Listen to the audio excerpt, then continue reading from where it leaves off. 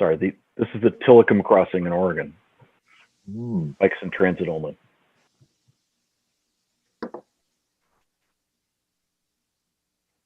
I was there last spring. Pretty cool. Wow. So since it is 7 o'clock and I think everybody is here, I think we'll go ahead and start. Welcome everybody to the December 3rd Transportation Commission meeting. Can we have a roll call, please? Thank you, Chair. Commissioner Javendel. Present. Commissioner Jordan. Here? Commissioner McCroskey. Div.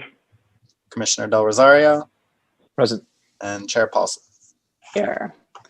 All righty, we will go ahead and move on to public comment. This is an opportunity for the public to provide comments on items not on the agenda. We ask that you limit your comments to 3 minutes. If you would like to comment, please raise your hand. We do have one member of the public who would like to comment. Okay.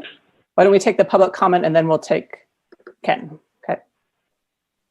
Jeremiah, go ahead. Yeah, good evening. Yeah, this is Jeremiah. Just want to say hello to everybody tonight and thank you, all these commissioners, for your service this whole year and the past couple years. Everybody's done a great job, and thank you, City Clerk, for doing all this. So I'm just going to remind everybody how important it is for our safety of our community. And I'm not sure if this is the commission where we took the word safety out of it. Just maybe, but we used to have the word safety, transportation and safety. And I suggested the word safety come first to rename it Safety and Transportation Committee. So the moral of the story is we do have, deaths in the city of Albany regarding transportation. We do have very fast cars driving up and down Solano, AC transit buses. The speed on Solano is way too fast, everybody. 25 miles an hour. Actually, I drove up Solano 25 miles an hour. It's about 11 o'clock at night. Nobody was on it. 25 miles an hour is way too fast. Way too fast. We've got all these pedestrians trying to cross Solano, and I feel like they're playing a Frogger game. But this isn't a game. This is real life. We already had a senior citizen get run over by a paratransit bus on Jackson and Solano. And not one improvement was made. The city didn't even repaint the crosswalks a brighter color. They didn't redo the stop signs because they're faded. We had someone die and no safety a change was made. And that's sad. I remember a long time ago, a kid got ran over on San Pablo or somewhere, and a stoplight went up. So sometimes it takes a death for Albany to finally like, oh, wow, that's really important. Jeremiah's been saying this for years. So Solano Avenue is kind of Albany's pride. We got Solano Stroll. So we really need to do something about this traffic on Solano. More push button LED lights, standage, all these restaurants. And also, I'll say it again, we need school zones for safety. We need reduced speed around our schools. And we need to put school zones within our municipal code somewhere, please. I know maybe 10, 15 years from now, we'll finally get school zones. Let's make it this year. Thanks. Great. Thank you very much for your comment. Ken? Thanks, Amy. And thanks, Jeremiah, for your comments. So this is actually, November was the 11th anniversary of my starting on the Transportation Commission. And it's been a great run, and I hope to continue it. And every once in a while, I like to touch on things that we don't touch on regularly. And one that came up for me in the last couple of weeks is rail safety. There was the third death on the railroad tracks in North Berkeley in the last 2 years. And while our own particular share of rail deaths in our area has been small, they've been, in general in our area, they've been pretty steady over the time that I've been paying attention. So 1 or 2 a year. I need to check my records to come up with more accuracy than that. But in Albany, we have basically open fencing. We have fencing on the west side of the tracks and an open access on the east side of the tracks. People often use the rails as a pathway to get from North Berkeley to Albany to El Cerrito to Richmond. I'm sorry, not El Cerrito. Albany, Berkeley, Richmond, and that's where you're seeing people unfortunately expire after being hit by a train. I hope that we keep aware of this open access to the tracks and look for ways to close that off in the coming years, and try and come up with ways to avoid these deaths. Some communities have put the rails in slots, underground level, and eliminated their at-grade crossings. And I would hope that maybe sometime in the future that could happen in the East Bay, all the way from Richmond to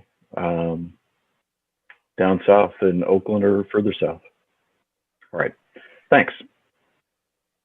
Great, thank you.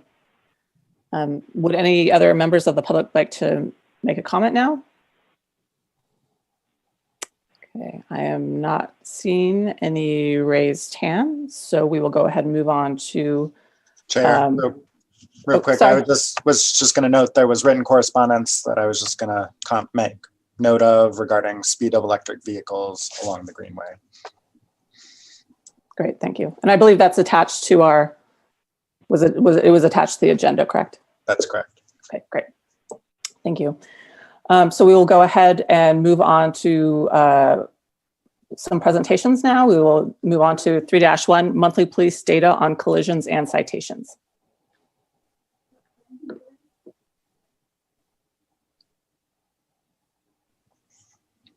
Thank you, Chair. I'm reporting out on 2 months of data for September and October. So for pedestrian collisions, there were 0 reported in September and 2 in October. Bicycle collisions saw 0 reported in September and 1 in October. Vehicle collisions were 6 and 11 total vehicle collisions and 5 and 6 injury collisions. And moving citations, 3 were issued in September, 7 in October, and 1 DUI arrest was made in September and 2 in October. And that concludes the police data report. Great, thank you so much. Do commissioners have any questions? Preston? Yeah, thank you very much. Do you happen to know if citations were issued in the injury accidents? I don't know that. Okay. I raise that in part because somebody pointed out to me that in the July report, it was reported there were no citations, but it was also reported that a motorist hit somebody riding a recumbent bike on San Pablo as they tried to pass them. And I think those are inconsonant with position that's been taken by this body previously, which is that in a situation where there is a violation, even if there is a collision, that there should be a citation written as well. So I don't know in that situation who was at fault. Could have been either party. But nonetheless, that should be reinforcing safe behavior by issuing citations in those situations. So it'd be good if that was a feature of the report going forward, just so we can assure or get knowledge on whether that policy is happening or not. Thanks. Great, thank you. Any other commissioner questions? Okay, I'll go ahead and open it for public comment. Would any members of the public like to comment or have a question about this? Please go ahead and raise your hand.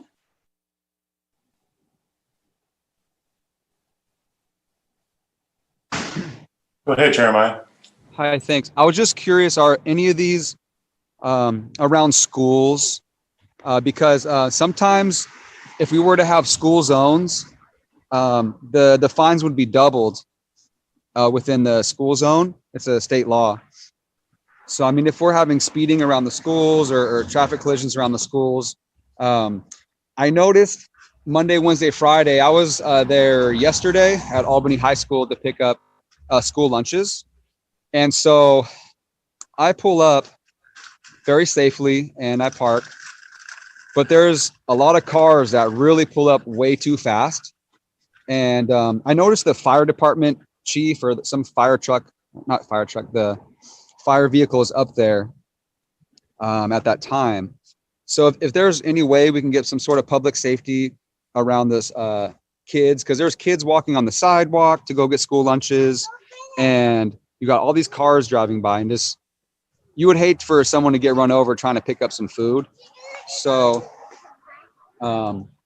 that's another thing. And how much of this data is on Solano Avenue? Because we can't let a human life be a statistic. I mean, you got these bar graphs and these charts, and everybody's represented by a blue line. You know, these are human beings. And if us as a city could put up a new stop sign or put up a flashing LED crosswalk right here on Solano so it's safe, you know, all our accidents will be dropped. So this is the police data. So I don't know if any of the data we can get coming from the fire department to find out how severe these injuries are and what kind of things we're dealing with. So just public safety is a huge thing. And maybe we could incorporate something in the budget for some sort of signage or some sort of push button LED lights on Solano, you know, maybe crossing guards, not just for kids, but for senior citizens or for the handicapped.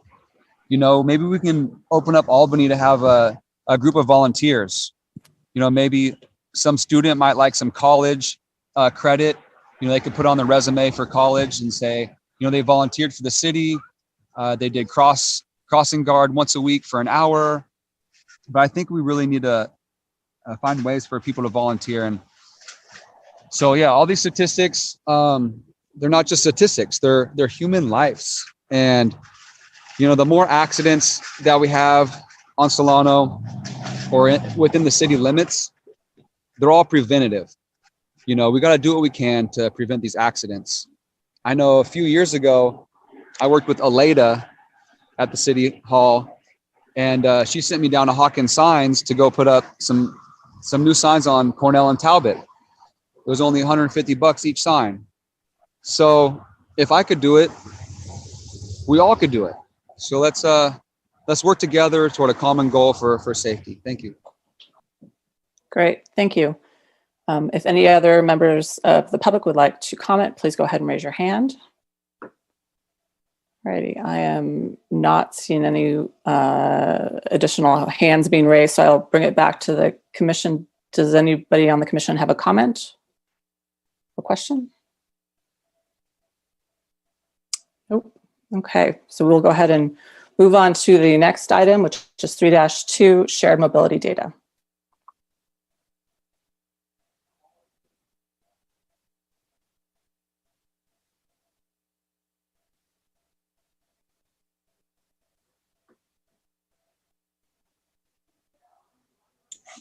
Just a second here.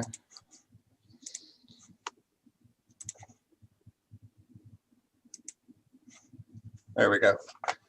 So gig car share reported, this is again for 2 months worth of data, reported 214 and 217 active members in September and October, and showed 517 trip starts in September and 490 in October.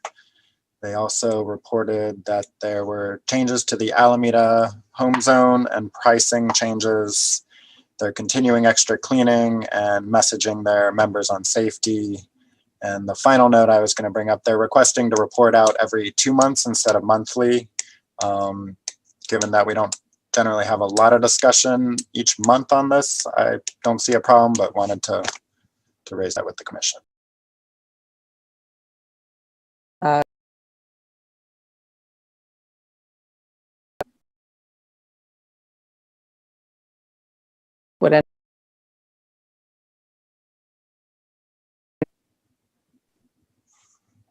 Good evening, this is Jeremiah.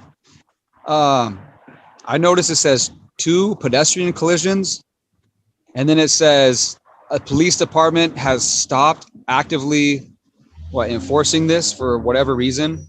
It doesn't say what reason. And it seems like if we're having accidents, the police should be stepping up their enforcement. You know, I haven't seen one speed test in the city for the longest time. We have the tools, we might as well use them. I did see one gig. It was totaled out. It was right there at the East Bay Tow Yard. And I was coming from Whole Foods around the corner, and there was 2 gigs. The lady was working. I have her business card, actually. So the gig was totaled out. The airbags were deployed. The front was all smashed in. And it was kind of sad to see. You know, people hop in this gig car. Maybe it's their first time driving a car. I don't know what they're using it for. So obviously some sort of safety thing. I know cleaning them and COVID-19, they got to be clean and sanitized.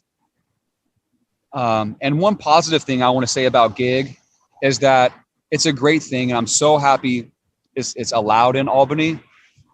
And maybe we could, I noticed gig has one model car, just one specific kind. And maybe we could push for gig to offer an electric vehicle, or have gig offer some sort of incentive for, you know, lower emissions. So I'm not sure if that gig car is gas powered, you know, greenhouse gases, and that's all it's doing is polluting our city.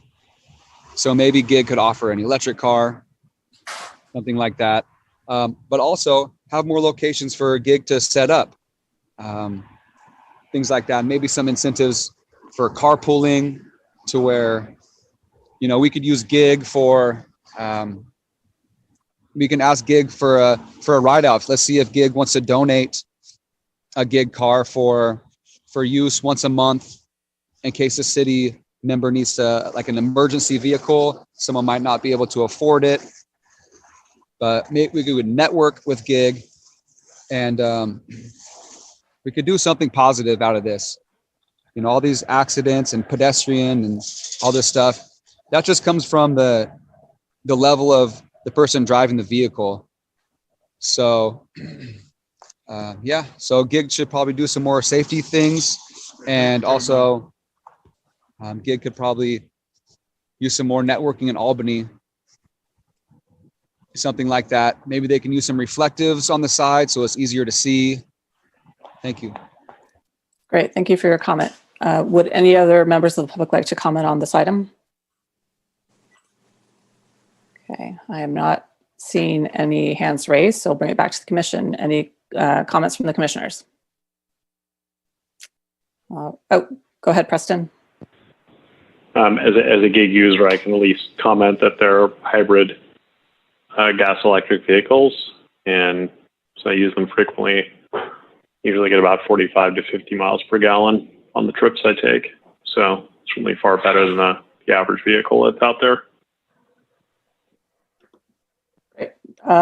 Ken? Yeah, responding to the every other month reporting, I wouldn't have a problem with that. I think as long as we, I guess the one question would be, would it be a bi-monthly combined reporting, or every other month reporting of monthly values? Because our current data is by month, so it'd be better if we could continue on that. That's my understanding, but I'll confirm that with them. Fried? I was just going to comment that gig does have a pilot of electric vehicles in Sacramento.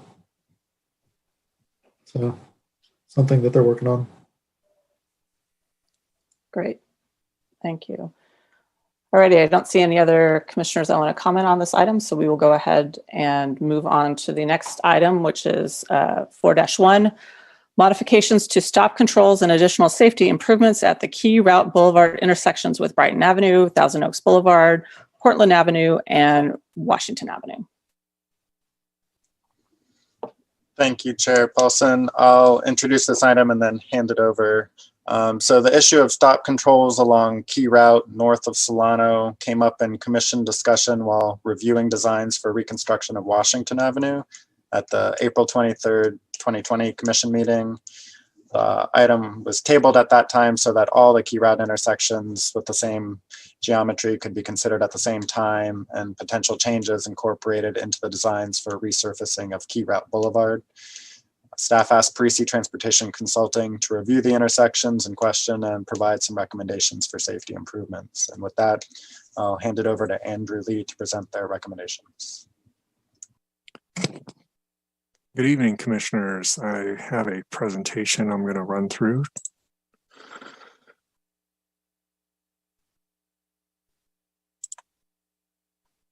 If I could just pull it up.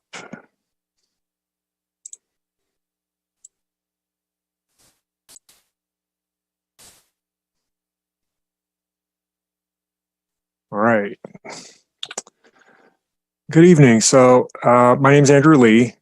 I'm with Parisi Transportation Consulting. I'm a traffic engineer with the firm and have been working with the city for quite a while now. Just to recap what our objectives for the study were, we were tasked by the city to take a look at the stop controls at 4 intersections along Key Route, Brighton, Thousand Oaks, Portland, and Washington, and to examine what the relative advantages and disadvantages were for their configuration with stop control, specifically within the median. So Brighton at Key Route has stop control within the median, whereas Thousand Oaks, Portland, and Washington have stop control at the legs approaching the intersection, but not within the median.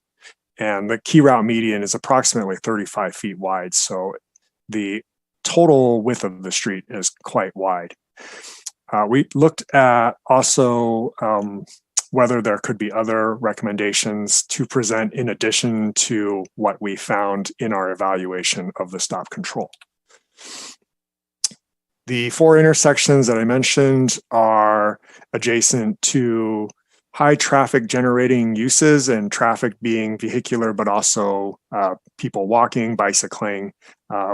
It is adjacent to Albany High and the Aquatic Center, and it is 1 block away from the middle school and Memorial Park. Also, Washington Avenue is a bike boulevard, and so these 4 intersections comprise a well-used corridor among all travel modes.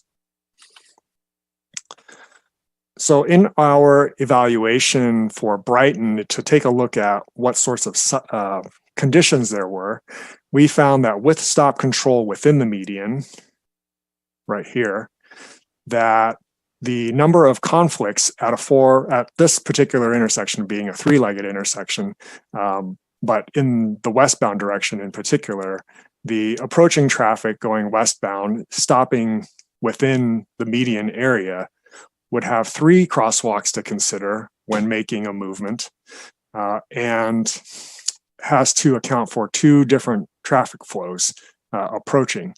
And also with the stop within the median, the sight distance is about 50 to 60 feet to the farthest corners from the stopped position. But the relative advantage of this stop control within the median is that it simplifies the number of conflicts that a driver has to encounter, and also clarifies or is less ambiguous for people walking or bicycling as to which vehicle needs to yield to them and whether or not it will be safe to cross within the crosswalks. As a comparison, we took a look at Portland Avenue, And this is one of the 3 locations that do not have stop control within the median. And so, as indicated with the table, there are more crosswalks that a driver has to account for before initiating a movement, and also at least one more traffic flow. And what I mean by the 5 crosswalks is that there's a crosswalk immediately in front, and then if they want to either turn right, there's a crosswalk there, crosswalk ahead of them if they choose to proceed straight, and if they choose to turn left or make a U-turn, there's an additional 2 crosswalks there. Also, with the setback from a stopped vehicle to the farthest corners, it is quite a bit farther, between 80 to 100 feet. And there are some possibilities for stopped vehicles along the street impeding sight lines when there is no stop control within the median. It's also a bit ambiguous for people wanting to cross within the crosswalks or other drivers at the other approaches as to what a driver initiating a movement into the intersection intends to do, whether it be to turn left or make a U-turn. So just to recap, what we found is that with median stop control, there are some advantages, particularly in dividing this wide intersection with a wide median into 2 separate sides to simplify the operations. It improves the driver's sight line when stopped in the median because there are fewer impedances and fewer traffic flows and crosswalks that a driver needs to consider. And it provides also a more consistent approach to stop control along the corridor because, as noted, it is inconsistent between Brighton and the other 3 locations. The disadvantages that we found are that with the second stop within the intersection, people driving and on bicycles may experience some additional delay because there's a second stop now. And with the second stop within the median, there may be additional delay incurred by drivers on the other side, behind a driver waiting to enter the intersection.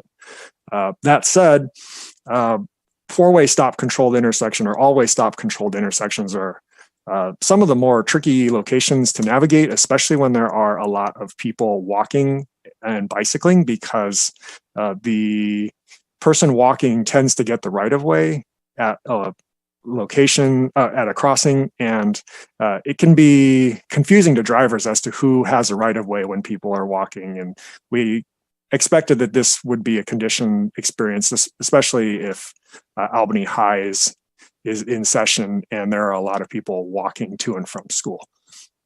So with that, our recommendation is to institute stop control within the median at the other 3 locations. In addition to that, we also presented within the memo additional recommendations for the approaching legs of the intersections. We are recommending, consistent with the city's policy for no parking zones near corners, to add 20 feet of red curb at the near side portions of the intersections and 10 feet of red curb on the far side of intersections, to remove red curb on the far sides of one-way direction traffic, because those approaches would not impede the visibility of people walking, to clean up some of the signage along the corridor. Right now, there are some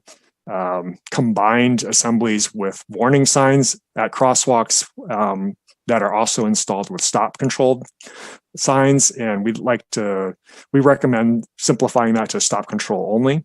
And then just adding a few one-way signs for greater consistency, as there already are some one-way signs on Key Route, but it's not consistently applied. And then lastly, I'll note that there are some locations where there are shrubs that could impede the visibility of people walking, particularly children. And so the standard for that is to trim shrubbery to below 3 feet high. These are similar recommendations presented at Key Route and Thousand Oaks. As I noted before, we're recommending to add stop signs and stop pavement markings within the median to bring consistency to the rest of the corridor. This location also has some missing curb ramps and a speed hump that is impeding it basically is taking the place of a curb ramp. There's a missing curb ramp at the south median there. And so we're recommending that those issues be addressed in addition to some of the other ones related to red curbing, signage, and red curb and signage, excuse me. At Key Route in Portland, we are making the same recommendations to add stop signs and pavement markings within the median. And then we identified some locations where one-way signs could be added, where the trees could be trimmed to improve visibility of people walking within the median area, and the similar recommendations to add red curb where needed on the near sides, 10 feet of red curb on the far sides, and to remove red curb on the one-way segments on the far side. And then lastly, here at Washington, we are recommending the same stop controlled within the median. This would require removal of the existing bike boulevard stencils within the median. And we're recommending the the red curb consistent with the other portions of the corridor. And with that, I'll turn it back over to the commission. Great, thank you so much. Commissioners, questions? Ken? When is Key Route scheduled for repaving? Or likely to be scheduled? This is Robert Gonzalez. Can I chime in here? Go ahead, Robert. You're a little faint, but we can hear you. Oh, okay. So Key Route is a street that was identified for design in the next 2 years. So we've hired a paving consultant, and they are beginning design work. First on Marin Avenue, that was a priority. We directed them to start there, and Key Route will follow shortly after. So I expect that design will be in the next 9 months. Great, thanks. Any other questions from commissioners? Robert? Thanks, Andrew, for the presentation and the analysis. Is there a potential for vehicles, more than one vehicle, to queue in the median with stop signs? And is that an issue at all? The median is probably not sized adequately to allow more than one vehicle to stop. I mean, 2 really small vehicles could, but that's not something that we'd expect to occur frequently. Okay.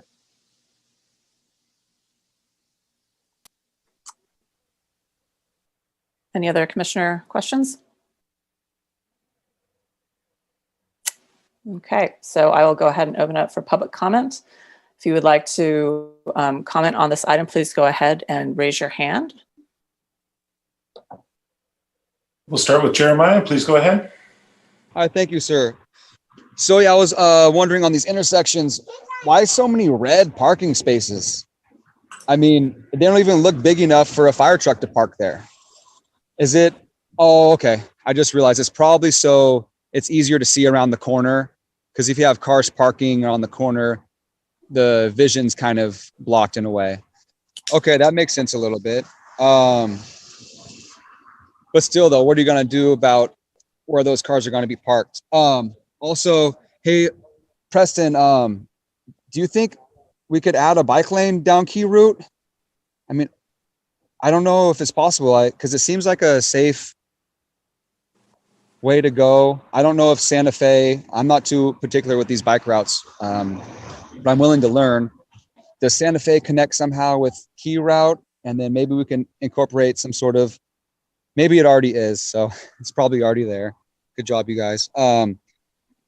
So on these crosswalks, it's all basically school zone, right? It's all around our schools. We got all those are right around our schools. You have so many people crossing those schools. I remember when I was at Albany High School, we'd leave the high school and go to Cougar Field for PE. So this is a classroom during school business hours. Okay. Oh, wow. That presents a liability to the school now. So if we were walking because the school told us to walk to Cougar Field to go run the mile from Albany High School, what if one of us would have got hit crossing a crosswalk? Because there were no crossing guards. There was nothing. There wasn't even a school sign. None of those stop signs say there's even a school on the street. So I'm just curious, what are we doing for safety? I mean, I know some construction company probably put a bid on this job and it's about money or whatever, but we're trying to do this to make it safer so kids don't get run over. So can we incorporate some sort of push button LED crosswalk light? I mean, how much do they cost? $1,000? I work at the Port of Oakland, and we got these little reflective, they're solar lights. They go in the middle of the street, like where the double yellows are. The little square bumps, they're about 3 inches by 4 inches. They have they're solar powered flashing beacons. I think I went on Amazon, they're like $136 each. Some of them are a little cheaper. So I don't know if it's like about the money for you guys, but if it's about the money, it's about doing the right thing with the money. Because I see these budgets, we spend thousands of dollars, and I don't see a safety improvement. You know, I don't see something that we could touch and feel like a push button LED crosswalk, you know? So we got to incorporate those, please, for safety. Thank you. Great, thank you. Okay, next, Principal McNally, please, go ahead. Hi, everybody. This is Darren McNally. I'm the principal of Albany High School, and I want to thank Commissioner McCroskey for inviting me to the meeting.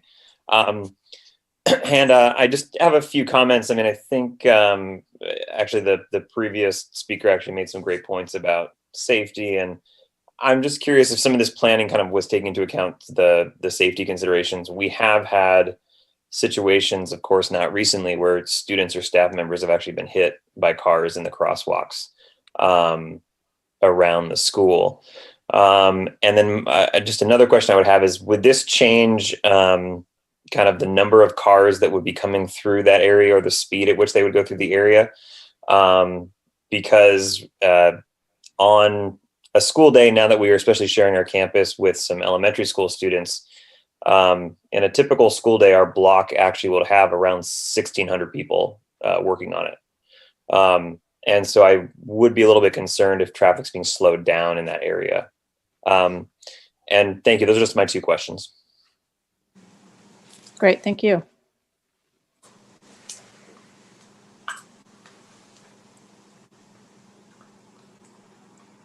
I don't see any other public comments at this time. Oh, I see a couple of hands raised. Oh, I'm sorry. They just come all in. Okay. Michael Roberts, please. Go ahead. Hi, thank you for the presentation. Just a question about what options were considered for these intersections. Were curbed bulb outs considered, or painted bulb outs considered, or raised intersections considered? That's about all I have for a comment. Great, thank you.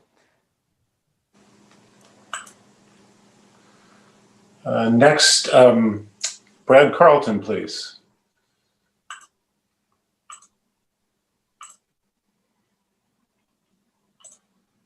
Oh. Sorry, here I am. I'm going to let my wife talk. She's smarter than I am. So I had two questions. One, and I'm not sure actually if this is what was meant by raised intersections, but we live on Key Route and we see people race up Key Route Boulevard. And we've often wondered if speed humps would slow traffic down. And to me, that seems like that might slow and make things much more safer than the median stop signs, which I'm not opposed to. So just wondering if speed humps have been considered. And then I also had a question why the bike boulevard signs are being recommended to being removed on Washington. And maybe I missed that part. Great, thank you. And next up is Neo. Please go ahead. Oh, so there's no answer to your questions? No. Hi there. Thank you for the presentation tonight and for taking my question. I live at the corner of Key Route and Brighton, and so I'm pretty aware of a lot of the traffic patterns and so on, and some of the idiosyncrasies around these intersections. I really endorse the proposal to have these intermediate stop signs. I think it'll reduce driver confusion a lot, and some of the other changes.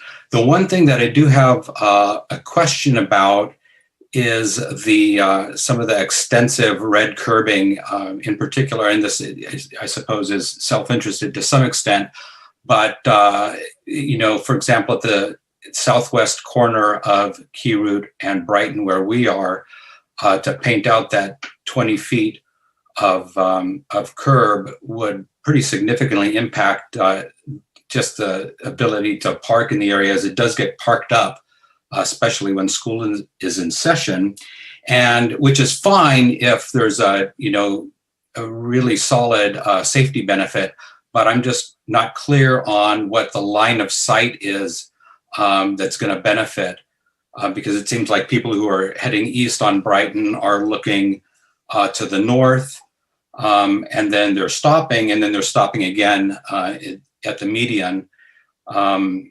So there's, you know, and there should be plenty of sight to the crosswalk immediately to the south. So I just, I'm not quite sure about the benefit of that particular stretch, but my geometry is not that great, so I might be missing something.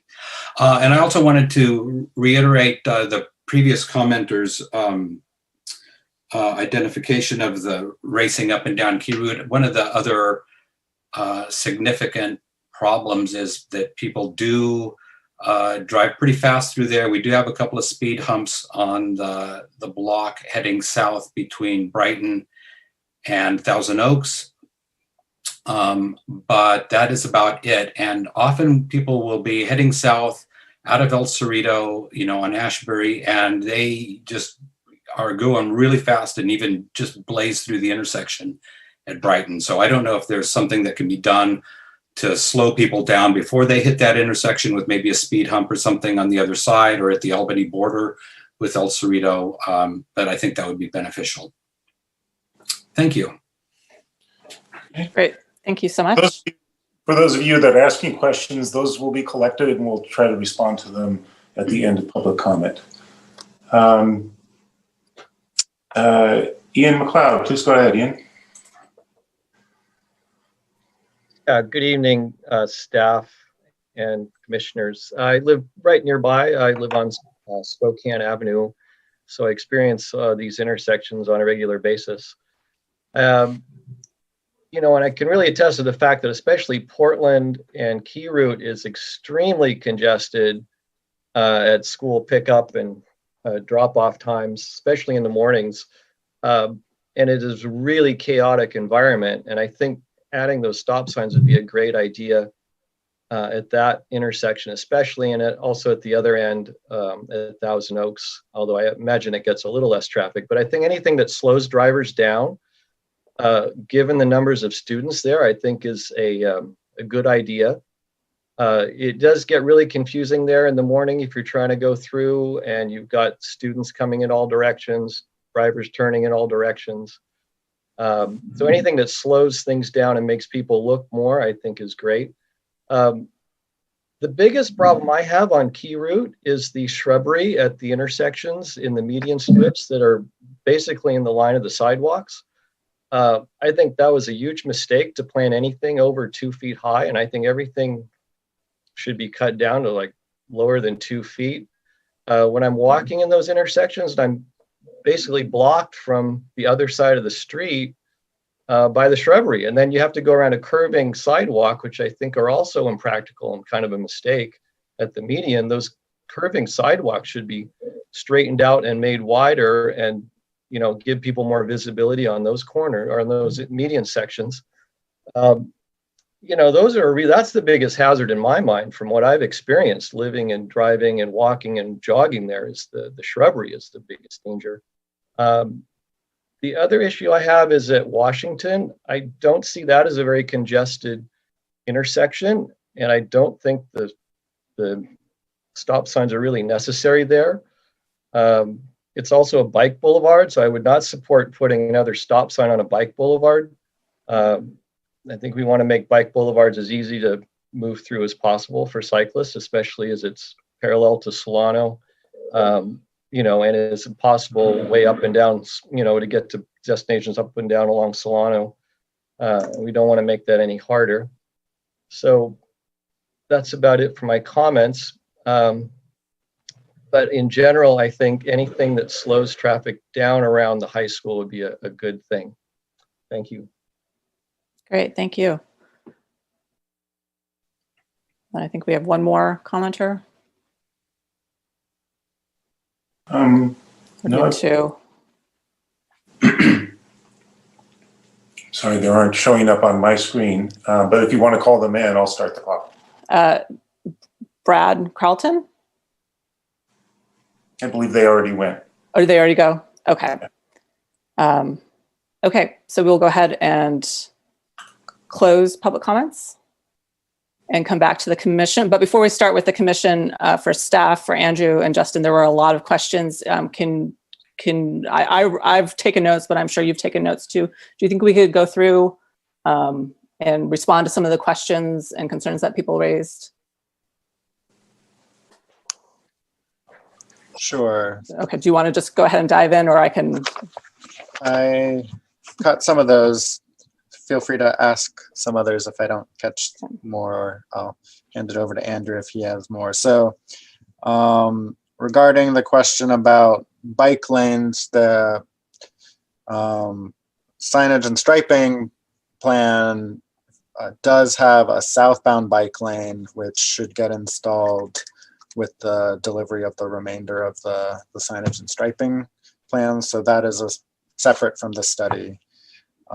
With regards to changes to numbers or speeds, I don't know if you have any input on that, Andrew, but the additional stop I wouldn't see as being a huge cause of diversion to other options. There aren't really a lot of places to divert when the traffic is going to destinations on that block to a large extent. Question on considering other elements. We asked them to focus on the stop controls. That was what we tasked Parisi to do. With regards to painted bulb outs or changes to the curb, I think that is something that we can look at with the resurfacing project for Q Route more generally, and Robert can chime in on that if he has additional feedback on that. But in the context of our designs for the resurfacing projects, we've looked at other striping enhancements or where we have to do changes to curb ramps, looking at opportunities to do curb extensions as well. So the scope of what we asked Parisi was really focused on the stop control question. The other element, why the bike boulevard stencil is removed, that's because there will be a stop bar and stop stencil in the intersection. So bike boulevard stencils will continue east and west of there along Washington, but within the intersection, it would that one set of stencils would be removed. And on the safety benefit, so with the example that was mentioned with the comment or question was, so at the southwest corner of Key Route and Brighton, if an eastbound vehicle is approaching Key Route, the red curb at the corner would allow them to see a pedestrian that is approaching to cross north, to cross Brighton on the west side of the street. So that's the consideration we're thinking about with the red curb adjacent to the intersection approach, is to see the pedestrians approaching that corner. And I think that's all the ones I caught. Feel free to ask other questions. I think you caught everything. Are there any comments from commissioners? Robert? I think there was one more question about shrubbery. Oh, yes, yeah. And the visibility. So the consultants have recommended some reduction or removal, and I think that is consistent with what we would see too. I think that's something we can look at independent of the resurfacing project.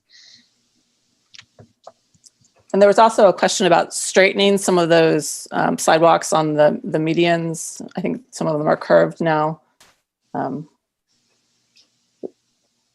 Yes, this is Robert Gonzalez, and straightening those sidewalks will be included in the key route resurfacing project, as well as Justin mentioned the curb ramps. Any curb ramps that are out of compliance, or we see opportunities to improve our curb ramps, we'll take those on in the resurfacing project.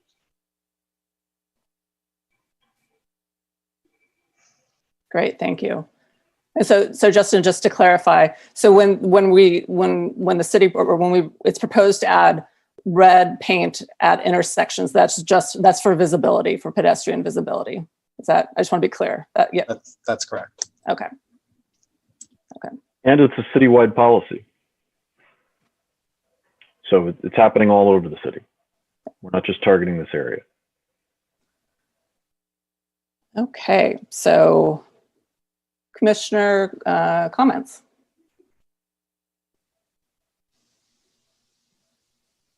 Freed? Oh, you're muted. About that, I think I muted myself instead of unmuting. My recollection was that the weird speed hump in the intersection at Thousand Oaks was something that was put to cover some shallow utilities. I don't think it was put there for traffic purposes.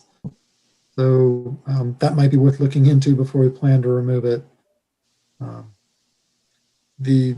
Other than that, personally, I'm not a big fan of more stop signs where I'm biking. But given the congestion there, biking to the school in the morning with my son, it was always busy, but didn't feel broken. On the other hand, I'm pretty comfortable on my bike, and I can see that adding a little more certainty of where people are going in the intersection could simplify things. So that's fine, even if it adds a little bit of congestion there. There's already plenty of congestion. I don't see a big downside. The benefits certainly seem to outweigh any inconveniences that it creates, so I would support it. Great. Robert? Yeah, I agree with all of the consultants' recommendations, and thanks for being thorough and consistent for each of the intersections. I also agree with the recommendations. I think the one issue that stuck out to me that the consultant raised was entering the intersection from your initial stop. People could be crossing, I think it's over 100 feet away or 130 feet away, I thought was the measurement, and that's definitely not ideal, especially in night or poor weather conditions. My question was, or something that we should investigate is the installation of stop signs at these locations probably needs some sort of messaging, because I think it can create some confusion with where they're not having a stop sign now, and so therefore cars in the perpendicular directions are assuming that there isn't a stop sign there. So adding in the stop sign is probably something that we have to communicate out to users of the intersection. And then I had a question about the daylighting of the curbs. Is this for public outreach? Is this the bite of the apple, or is the daylighting going to be also part of public outreach for rehabbing of key route?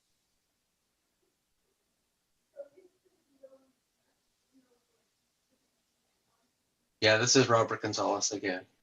The design process will come to the Traffic Commission, Transportation Commission separately, so you'll have an opportunity to look over all those design details. Great, thanks. We did notice the changes at the intersection, so notices did go out 150 feet of each intersection because we were making recommendations regarding the red curb.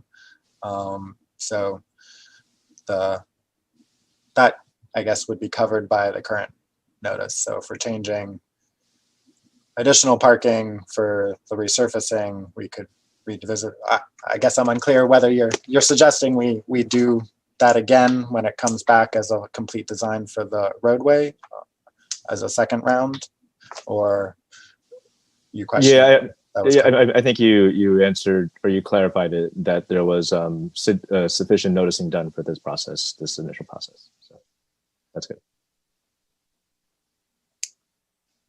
Other commissioner comments? Preston? Thank you. Yeah, so Justin touched on it, but just to give a little more explanation why there was a southbound cycling route lane planned and not northbound for Jeremiah. It turns out the southbound key route is, I think, 1 foot wider than northbound, if you can believe that. And that 1 foot makes a difference to whether a cycling lane can go in or not. So that's the explanation on that. Let's see what else. Few different people brought up speed humps. It's interesting. We actually will be talking about that at the very end of the agenda. Not that I expect you to stay around, but there's a possible policy change in the works that could allow speed humps to be eligible to be installed on key route, whereas by and large they aren't now due to the motorist speeds. So that's coming up. And on the concern of red curbing 20 feet ahead of the intersection, it's not just so that the motorists can see the sidewalk traveler who's approaching perpendicular from the near side, but so that the sidewalk traveler has a clear line of sight to the motorist to be able to tell if they're actually going to stop or not, because not all motorists stop at all stop signs. Just not to pick on motorists, because not all cyclists stop at stop signs either. I have a couple of questions, and then that came up during the public comment, and then my comments. When is the anticipated delivery time of the remainder of the signage and striping for the active transportation routes? Yes, this is Robert Gonzalez again. So that's in the Public Works Engineering Group right now. We're pulling together quotes from different striping companies to collect those. So as soon as we get 3 quotes and somebody who can deliver the project, we'll be able to award that and get that out probably in the springtime when we get through the wet weather season. Great, thank you. And as far as the improvements that we're discussing tonight that were recommended, is the thought that those would be implemented with the repaving project in a couple of years, or basically much sooner? We can do the ones on key route sooner, and we'll simply have to have the contractor restripe those as the paving comes through. I don't have a precise schedule of when the paving is going to be done, so that might be more than 18 months out. So we might want to stripe that now. Yeah, just to be clear, in that question, I wasn't talking about the cycling route per se, the on pavement marking, but rather the stop signs and the red curb changes. The red curb changes can be pushed through the maintenance work order system. Okay. And I'll speak with Mark Hurley about the stop signs as well. Okay, thanks. So with that, I support all the recommendations that are in the report from Parisi. Thank you for that. I don't know if it'd be possible to show the map view of the proposed changes for the Portland intersection, if that could be brought up, that slide.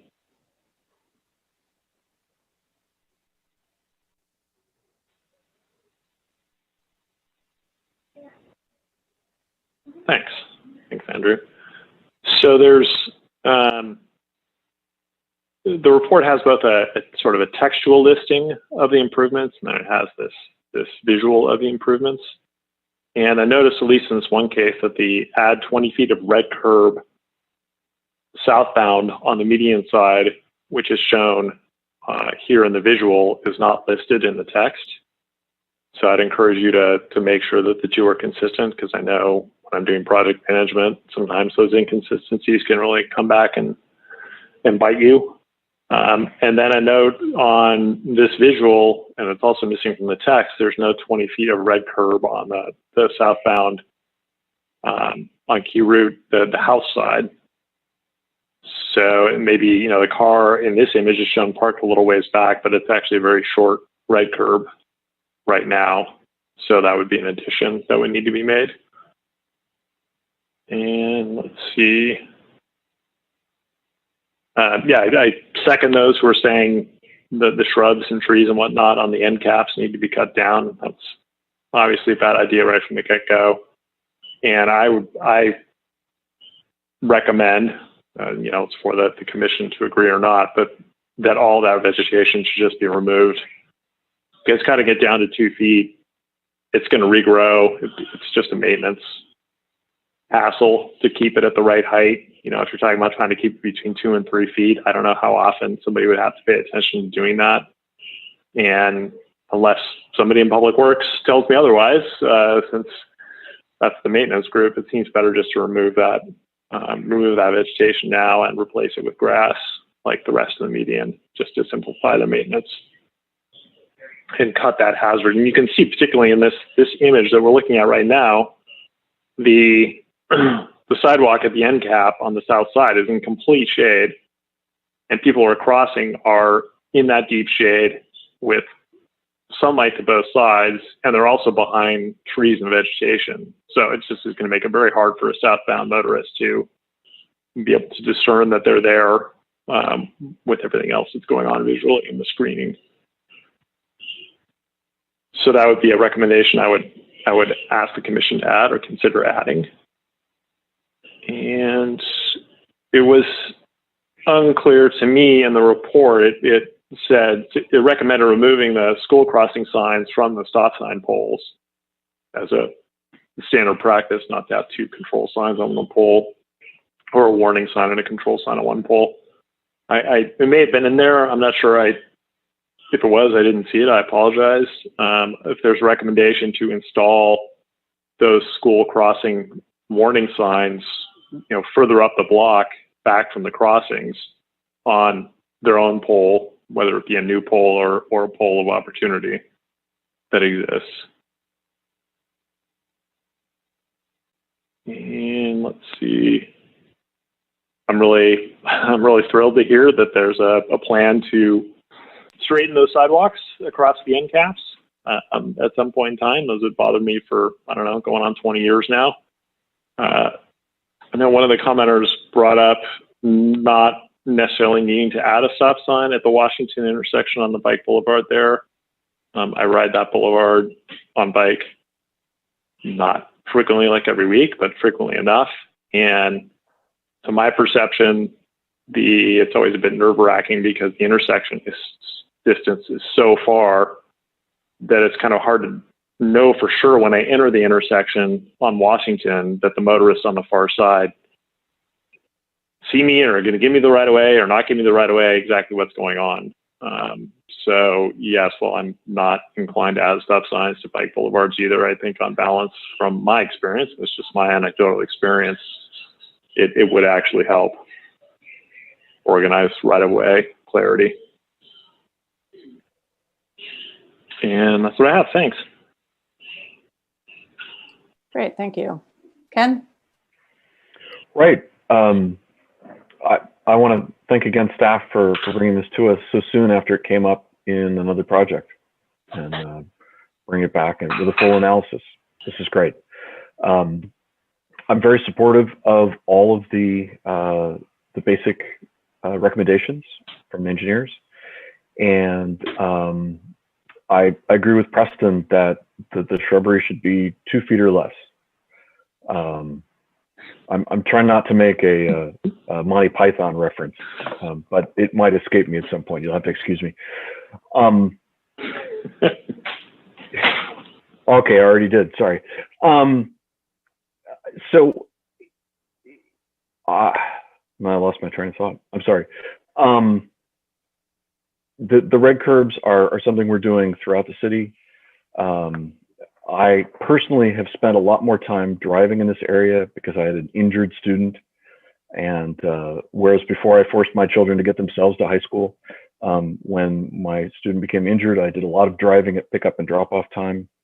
And, there's already gridlock, limiting the number of focal points from, I think it was five crosswalks and 2 or 3 cross traffics down to several, 2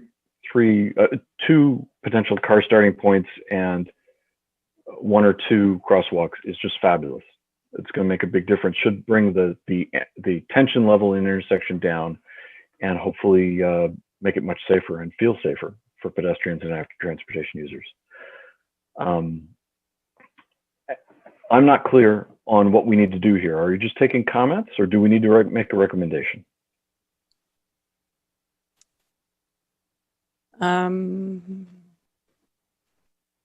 Staff is looking for. We were looking for a recommendation to staff. Okay. So is that a voted recommendation? Okay. Fareed, did you want to? If you want, you can make the motion, or I will. Can I just a few comments? Oh yeah. Sorry. So I also support these improvements. I think that I understand the concerns about Washington being a bike boulevard, but I think having all of those intersections operate the same way is helpful for drivers. With the red intersection, with the red curb and the 20 feet of red curb, in some instances, I didn't measure, it seemed like the 20 feet having those 20 feet, you're eliminating a parking spot. And maybe if it were 18 feet, we could keep a spot. So maybe if staff could, instead of just 20 feet, if there's a way to shorten some, if we're trying to preserve at least one spot, that would be great. And when we get down to planning this a little more, I don't know if the 20 feet is standard city policy, but I feel like we've looked at location specific conditions and maybe shorten if possible. And I also agree with getting rid of the landscaping on the medians at the ends there. I live like a block and a half from the high school, and on mornings that I forget not to go through that intersection, and school has started, and I'm kicking myself at that point. I feel like having that additional stop sign will sort of give everybody a sense of where folks are going, because but kids are just going, they're crossing the street, they're not waiting for cars to go, and I think it'll help create clarity at that intersection specifically. And those are my comments. Preston?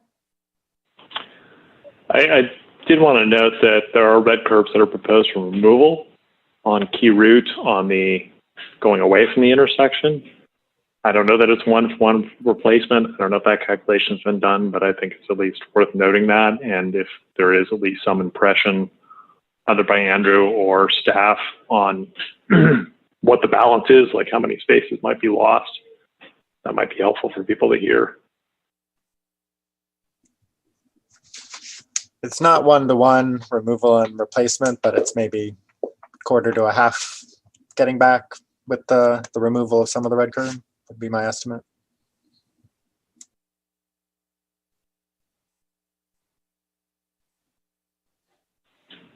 Thank you.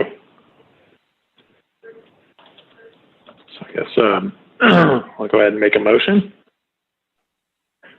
So move the recommendations as contained in Parisi's report, with the addition of removing the vegetation on the median end caps and replacing them with grass as exists on the rest of the median. Provide latitude to reduce the 20-foot red curb proposed leading up to intersections by up to 4 feet, if that should allow for preserving one parking space, or should make a difference. And then finally, to specify that school crossing signs or school crosswalk signs be added back in the appropriate place given engineering standards, given that they will be removed from the stop sign poles themselves. I'm interested in seconding that and making a slight clarification suggestion. It's important that the vegetation be removed, whether it's inside or outside of the end cap, on either side of the sidewalk. And if I could jump into, I don't know if we want to specifically call out grass or some other similar type of ground cover. Perhaps something that won't grow any higher Yes. than 2 feet ever. Or 6 inches, so yeah. Sounds good to me. Both of those. So remove vegetation on either side of the sidewalk, crossings of the median, and replace it with vegetation that will not grow more than 2 feet high, ever. No more than 2 feet high. So I think we have a second. So if we could go ahead and get a roll call vote. Commissioner Javindel, Aye. Commissioner Jordan, Yes? Commissioner McCroskey, Me. Commissioner Del Rosario, Aye. Chair Paulson. Aye. Motion carries. And did staff you have everything you need from us for this, you think? Yep. Okay. Alrighty, we'll move on to item 4-2, Albany Sidewalk Program, additional 2020 sidewalk repairs. Emil Morales will present this one. Hello. Great. Okay. Good evening, Commission, and good to see you guys again. Hope you all had a wonderful holiday. Today, I am going over the sidewalk repair program, phase 4. So let me bring up that presentation. Excuse me.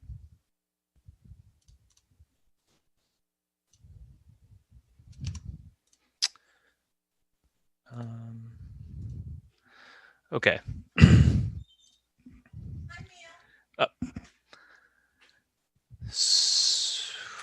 So I know you guys have seen this slide many times. I just think it's really great and really reinforces that, here in Albany, we are dealing with some very old sidewalks.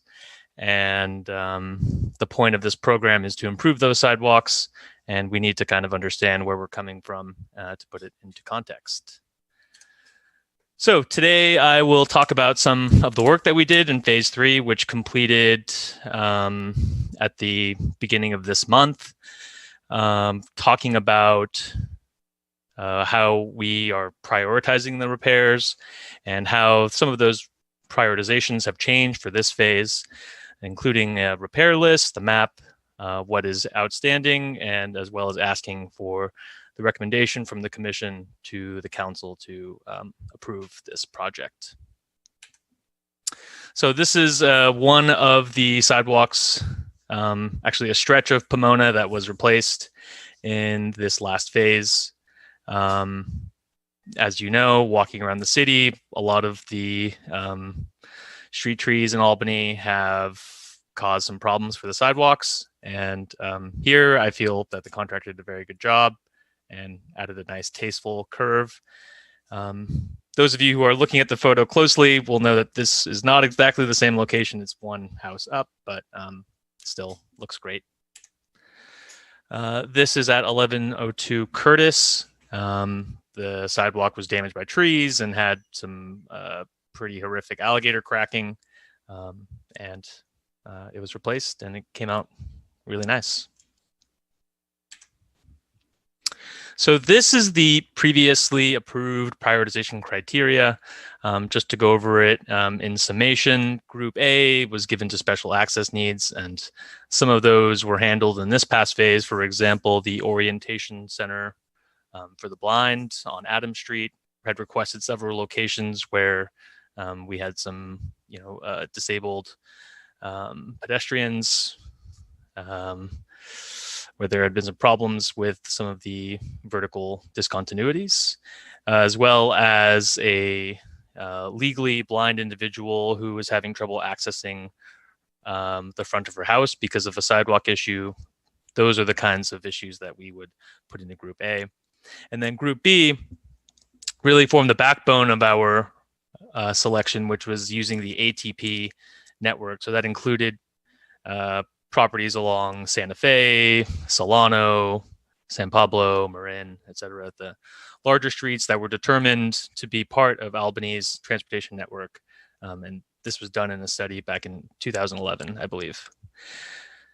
And the subset of Group B, where we would give priority to a vertical offset of greater than 2 inches or a structural failure, and so on down the list. Group C was essentially Group B, but for properties that were outside of the priority sidewalk network. And then Group D was less of an offset, and Group E, special cases, and Group F, where there was maybe a small fault.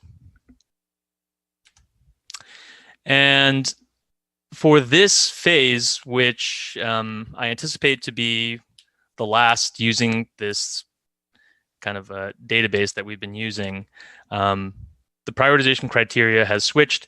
And this was done in part because of properties and addresses that I feel really needed repair, but were not part, or that were not along the ATP, and unfortunately would get glossed over. And I'll go over some of those examples, but I really believe that this prioritization criteria fixes many of the worst sidewalks in Albany, and I can't say it will fix all of them because there are many issues that I am unaware of, but I've seen a lot of the sidewalks, and I feel that this criteria really can address some of our worst sidewalks here. So continuing to give Group A to the special access needs. Group B1, which had the first priority, was offset of greater than 3 inches, and this is normally where we see a lot of the street trees doing a lot of damage, completely raising the sidewalk.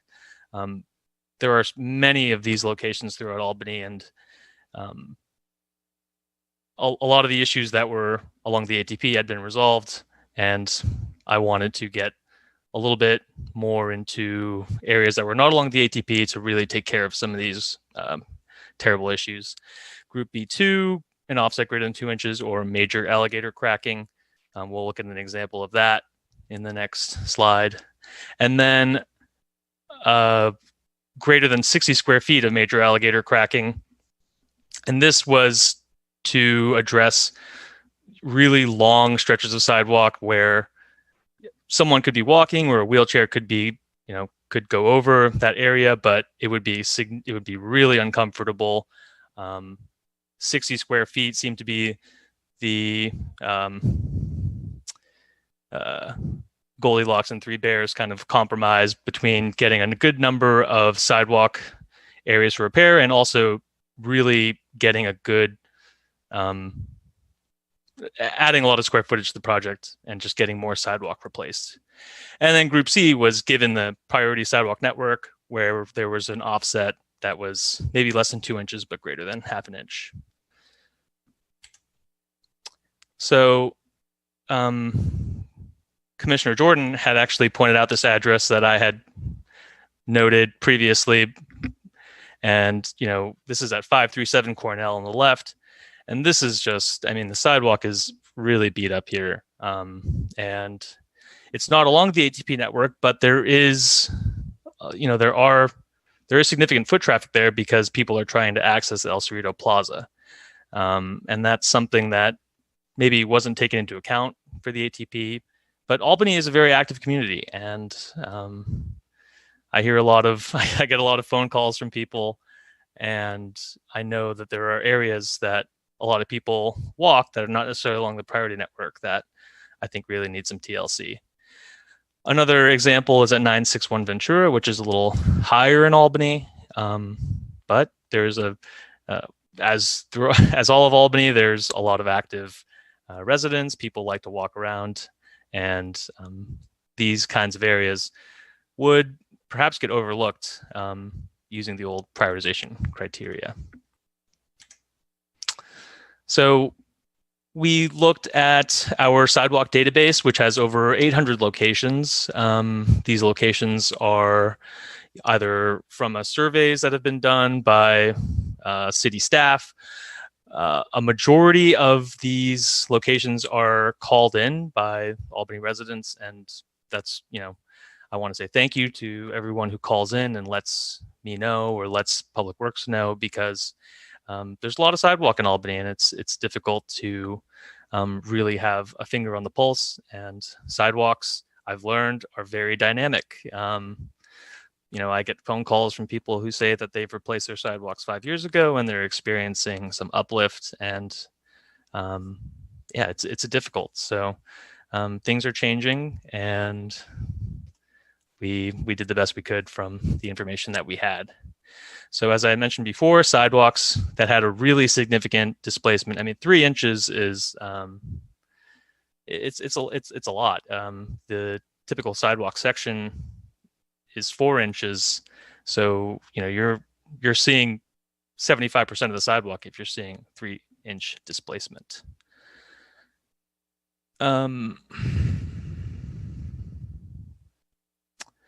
So a lot of these designs had been done previously, but were not chosen in the previous phases because of the prioritization criteria. But we do have some designs that are already done, and the point of this project and the point of being here at this commission meeting is to get this phase done as quickly as possible. I feel we've really had a successful phase 3, and we're really enjoying working with this contractor who is been working really quickly, and we want to keep going. We want to move forward and keep up the momentum. So we have 60 locations that we selected, and we did send letters to those addresses notifying of this meeting and the likely repair work. So for this repair list, Group A, there were none reported, though I can get into that more. There were 8 locations where we were seeing really significant vertical displacement, and then 2 inches of vertical displacement and some alligator cracking at B2. And then at B3, there was combined with the ATP plus significant vertical displacement. This is the list of addresses. And I will have the map that I've liked to just show, but this is what we did in phase 1 and phase 2. Here's our last phase, phase 3. And this is what phase 4 looks like. And this is the one that gives the most context, but you can see that the red is what has been completed so far. And we really have put a strong emphasis on improving the sidewalks on the ATP. A lot of stuff has been done on Marin. Santa Fe got a lot of work. San Pablo has had some significant work in large patches. And I know we've done some stuff on Jackson. But so we've completed the ranking, and the arborist is still reviewing some of the locations still as we go through it. And we have some designs that have been done. We are going to finalize the design still. We need to reach out to the contractor again. This is something that we would like to change order and get more work in. and then build it out. And in terms of the budget, for the fiscal year 2019-2020, we had $446,000 phase 3 so far. There's a little bit of tree work remaining, but we've spent $160,000, leaving us with a grand total of $286,000. And phase 4 will be in the ballpark of $200,000, though I could see it being a little bit more as, we add some curbs and stuff that need to get repaired.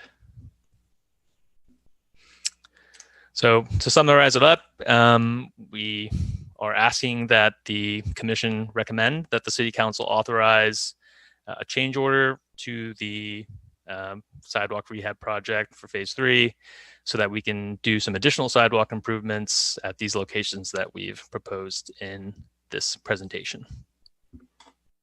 I'm happy to take any questions and go over any information that anyone may need. Great, thank you so much. Very informative. Commissioners, questions? Preston. Thank you very much, Emil. I'm impressed. The question is, we'll get to that in discussion. The question is, and I think you've answered it, the formulation of this phase is not based on the new data that's coming along, the comprehensive census data that is to be generated as a result of the settlement agreement, which I think is okay. I'm just trying to clarify when that comes in, what its relationship is or is not to this proposed phase 4. Do you want me to speak right away, or should I wait for everything to be? Go ahead. Okay. So, yeah, that is part of it. This will be the last phase, I believe, where we use our legacy database. I don't know if anyone has seen the company or the consultant that we're working with to do the sidewalk survey, Beneficial Designs. They're a really great outfit. They come from Nevada. And yeah, they had some very interesting thoughts about the city of Albany sidewalks, and coming from them, it's very meaningful as they've done sidewalk surveys for college campuses and cities throughout the country.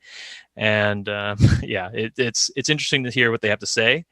But I will give you a little teaser as to what I think will happen with the prioritization criteria in the future. And I think that we're going to get a lot of information.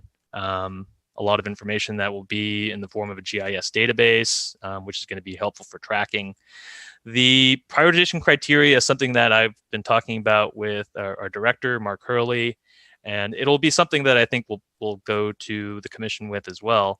But what Beneficial Designs has done in the past is that they detect any ADA barriers at all. So they look at a number of parameters like longitudinal slope, cross slope, any sort of vertical discontinuity, any sort of sidewalk cracking. And what they've done in the past in order, when they've developed prioritization criteria is they look at the number of barriers at every location. I'm not sure if that's the best way, here in Albany, like, for example, they're going to look at sidewalks that are less than 4 feet wide. And seeing as this is a sidewalk repair project, maybe that sort of parameter is not appropriate for this particular project, but maybe for a different sidewalk improvement project where we're replacing an entire block where that might be the case. But it's going to be, I'm not sure what the data looks like right now. We're going to get the information in February, probably as soon or right after the construction planned wraps up for this phase, if approved by the council. So yeah, we'll definitely come back and loop the commission in for when we get that information. And needless to say, I'm very excited to get some new data, some fresh data, and really go to town on what may be, what we'll know for definitively are the worst problems in Albany. Preston? If I could just ask a follow-on question.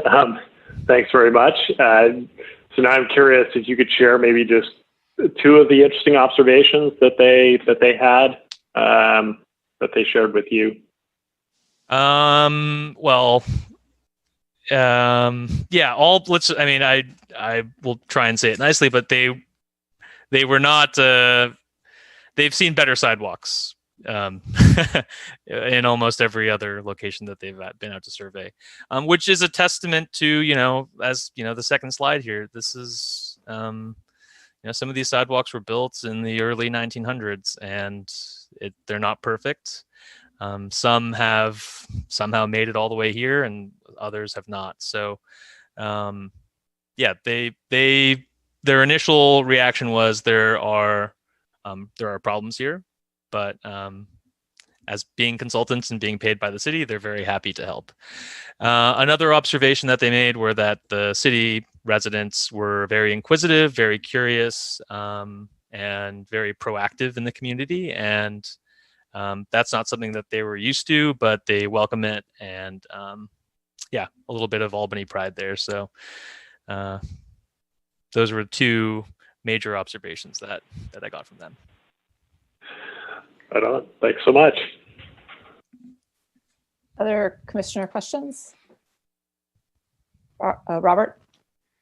Emil, this is more of a selfish question, but are there locations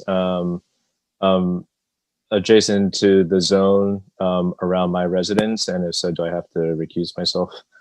And it's maybe the second question is probably for Jeff. No, there were none. Okay, great, thanks. That's quite a good point, actually. Could you bring the map back up? Sure. Just for full disclosure, Robert did what he should do and report, a sidewalk that he's having an issue with to Public Works. I'm not sure when you called in, Robert, maybe 2 or 3 months ago. Yeah.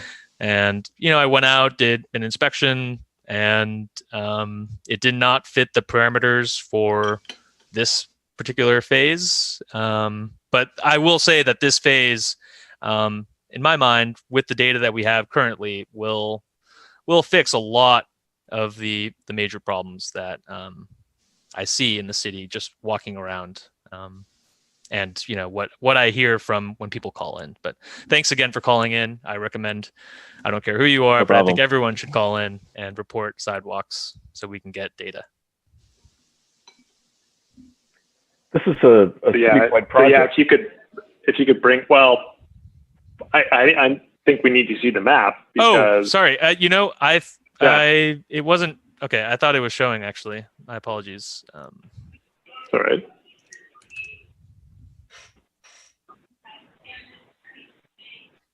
Wait, can you see it? Yeah, I can see it. So, I mean, I'm definitely within 500 feet of a repair, the property that I own where I live. I don't know. I think the rule is if there's 3 commissioners or more who are in that situation, then we're supposed to draw straws or something as to who stays and who goes, so we can have a quorum. Wait a second, Preston. Wait a second. Okay. So this is there's a caveat in that this is a citywide project, and the individual value that's changing in any one of our local areas is low enough, and the project is spread out enough over the city that I don't believe it should be a problem for us. If I can jump in here, I'm doing some quick research on this as going, and I'll continue to do that as you continue the discussion, and maybe we can touch base again before you vote. But there is some new Fair Political Practices Commission guidance on this and regulations, and I think it works to the advantage of the commission acting on this. And basically, if your interest is indistinguishable from the impact on the public generally, you are now allowed to vote on something that's within the traditional 500-foot radius, where traditionally you just couldn't touch it. But I'm double checking that as your discussion continues, and maybe if you just pause before you take a formal vote on this evening, that might be a good idea.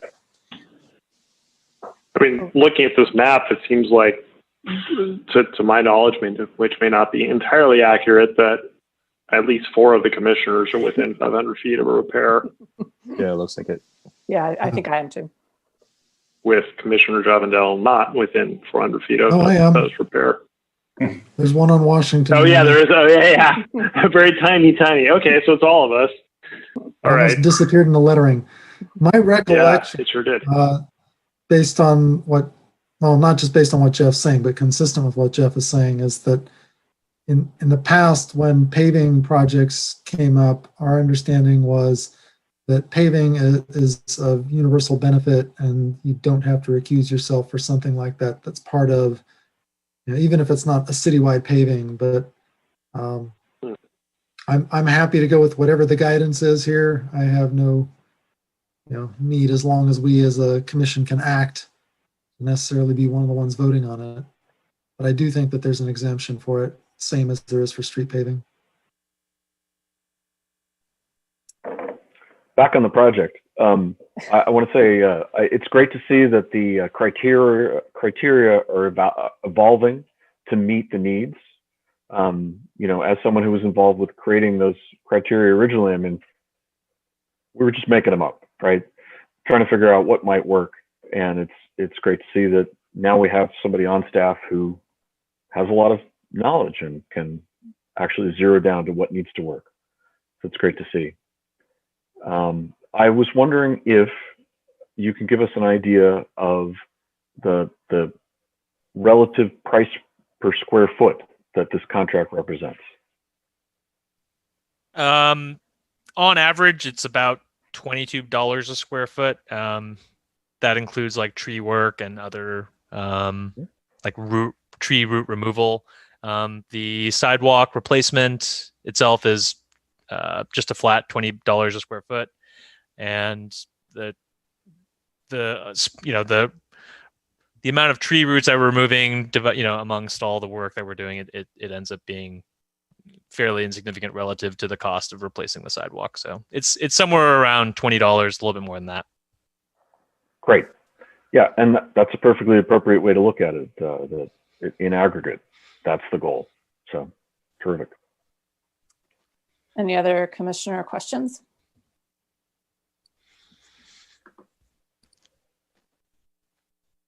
Free, did I miss that, or did you wave? No, okay. I was going back and forth between the screens. Okay, so if we don't have any other commissioner comments, we'll go ahead and open it up for public comment. If you'd like to comment, please go ahead and raise your hand. We request that you limit your comments to 3 minutes.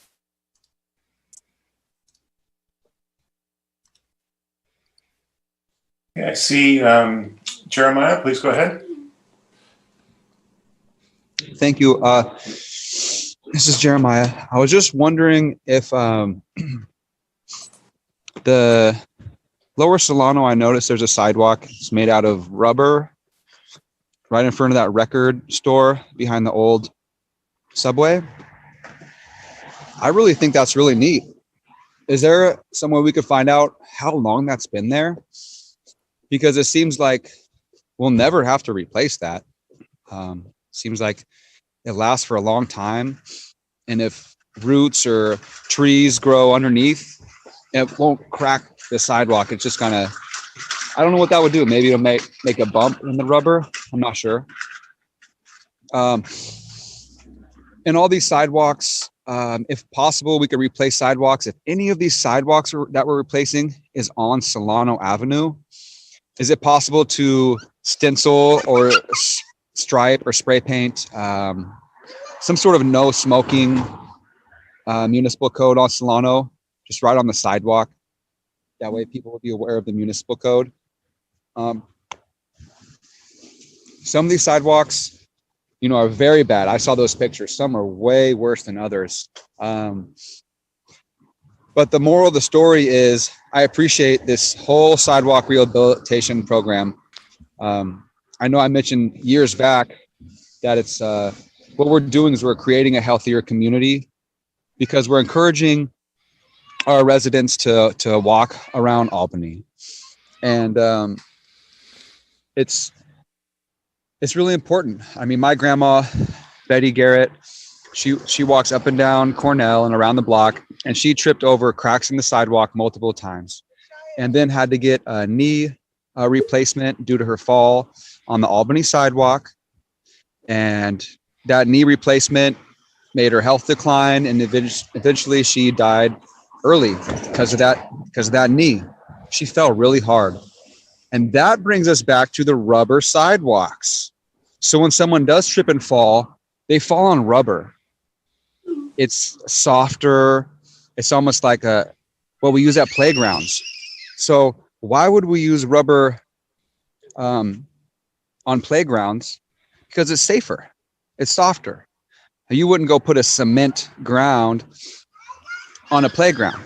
So we don't use tan bark anymore, so now we use this rubber. So if any of these could be rubber, that'd be great. I mean, I don't know. It's probably not healthy for the environment. I'm just thinking of safety. So, yeah, I'll report more of these sidewalk repairs. I know Cornell, they've got a lot of big trees, the roots popping up the sidewalks, but I really appreciate everybody's help. And in turn, this may take 5, 10, 15 years, but eventually we'll get it all done. But thank you for encouraging a healthier community by having safer sidewalks to walk on. Thank you. Great, thank you. And then we have. That's Harry Chomsky. Yeah, please go ahead, Harry. Hi, I just wanted to know if the presentation that we saw is available online. I didn't see it attached to the agenda, and in particular the map and the list of addresses was of interest to me to look at in more detail. Thanks. Great, thank you. So I believe that is all of the commenters that we have, so we'll bring it back to the commission. If staff could address the question about the presentation, if it's available online, and also briefly talk about materials the city uses for sidewalk. I think what a commenter brought up, the use of alternative materials of rubber. Sure. I'll just go in order of the questions that were asked. Public Works is aware of the rubber sidewalk that's outside the record store, Lower Solano area. That was actually put in without the city's permission. And in terms of it being ADA compliant, that is beyond me, but I will look into it. A lot of the issues that we see with the sidewalks are, not only caused by trees, but especially the major alligator cracking typically tends to happen at driveways.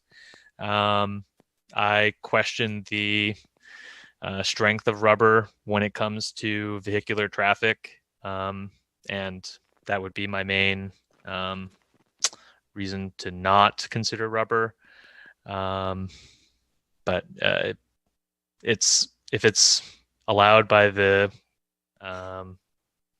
ADA board, perhaps we can take a look at it, but we like moving forward with concrete sidewalks as our choice.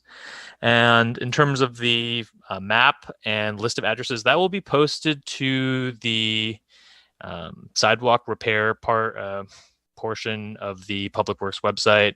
You can find phases 1 through 3 already located there. And then I will create a PDF of this presentation and give it to Justin, who I think can append it to the agenda. Great, thanks so much. All righty, Commissioner comments.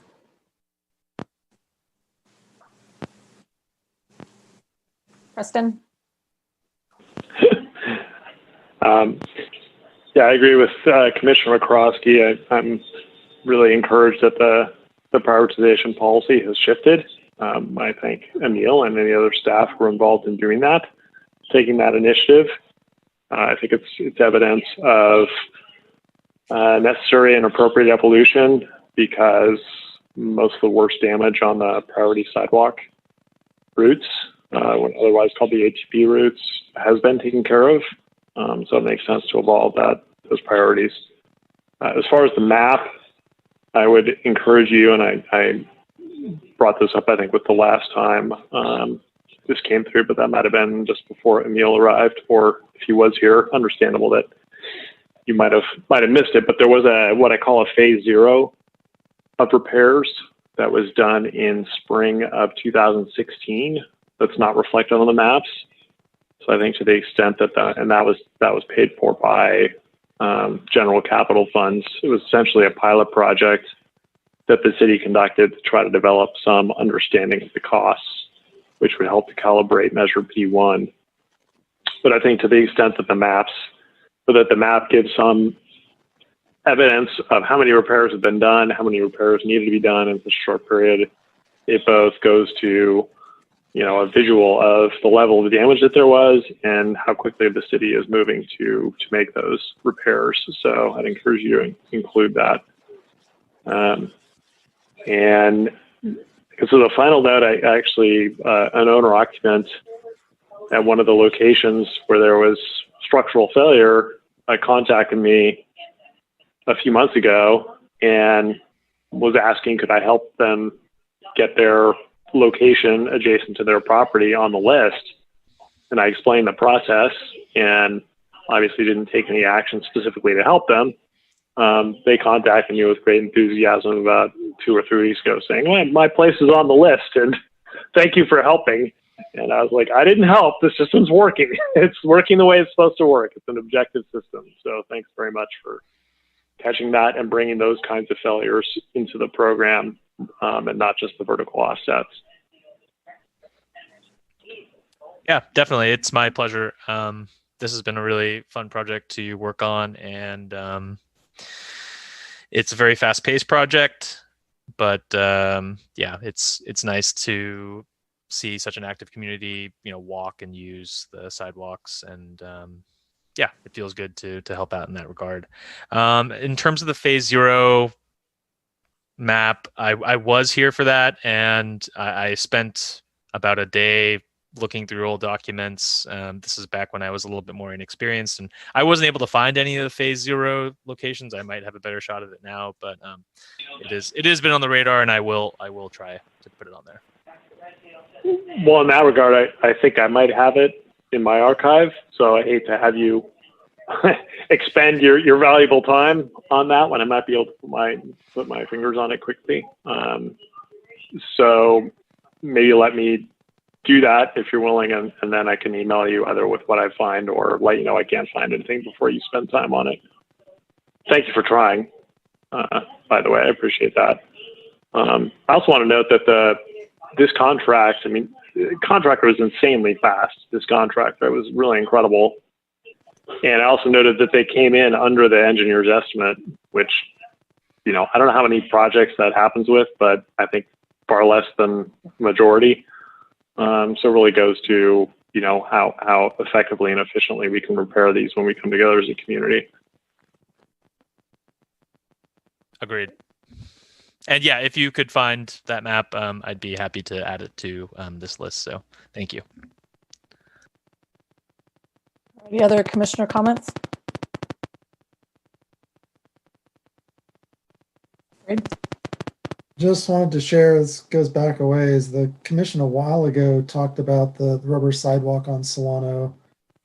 And if I recall, what staff was telling us at the time was having heard complaints that it wasn't as uniformly flat as concrete sidewalks. So there was concern about it being actually more of a trip hazard, even though it doesn't crack or have big uplifted edges. It's just not entirely flat.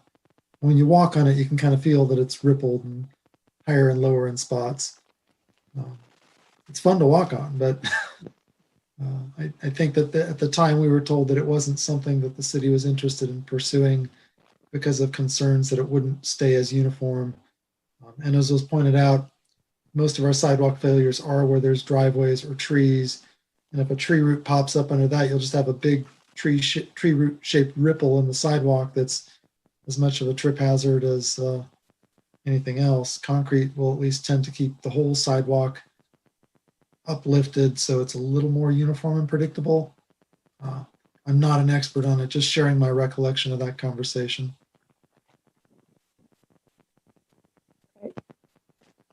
Other commissioner comments?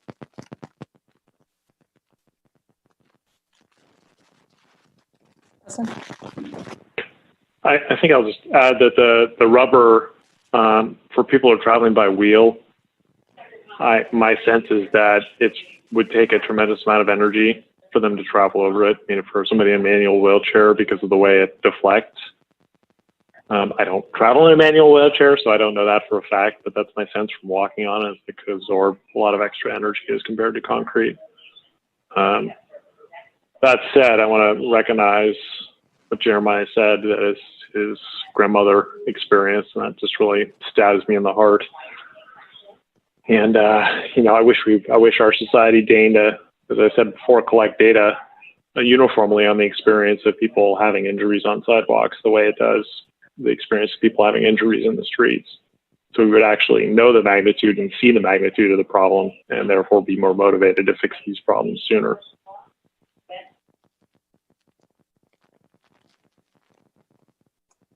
Thank you. Okay, any other commissioner comments? Somebody want to, so I think staff is looking for a recommendation from us. Yes, that's correct. Okay. Ken? I move that we recommend to the city council that they continue, if that's the right word, this contract for the next phase.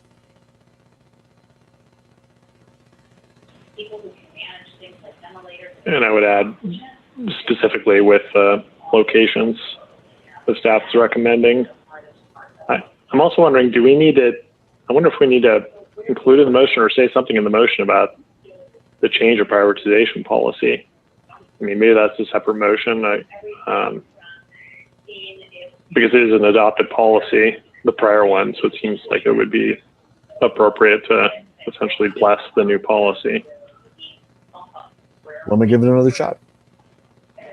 I'd like to move that we recommend to the city council that they adopt phase 4 of the sidewalk repaving project, and separately that they adopt the revised criteria for choosing prioritization.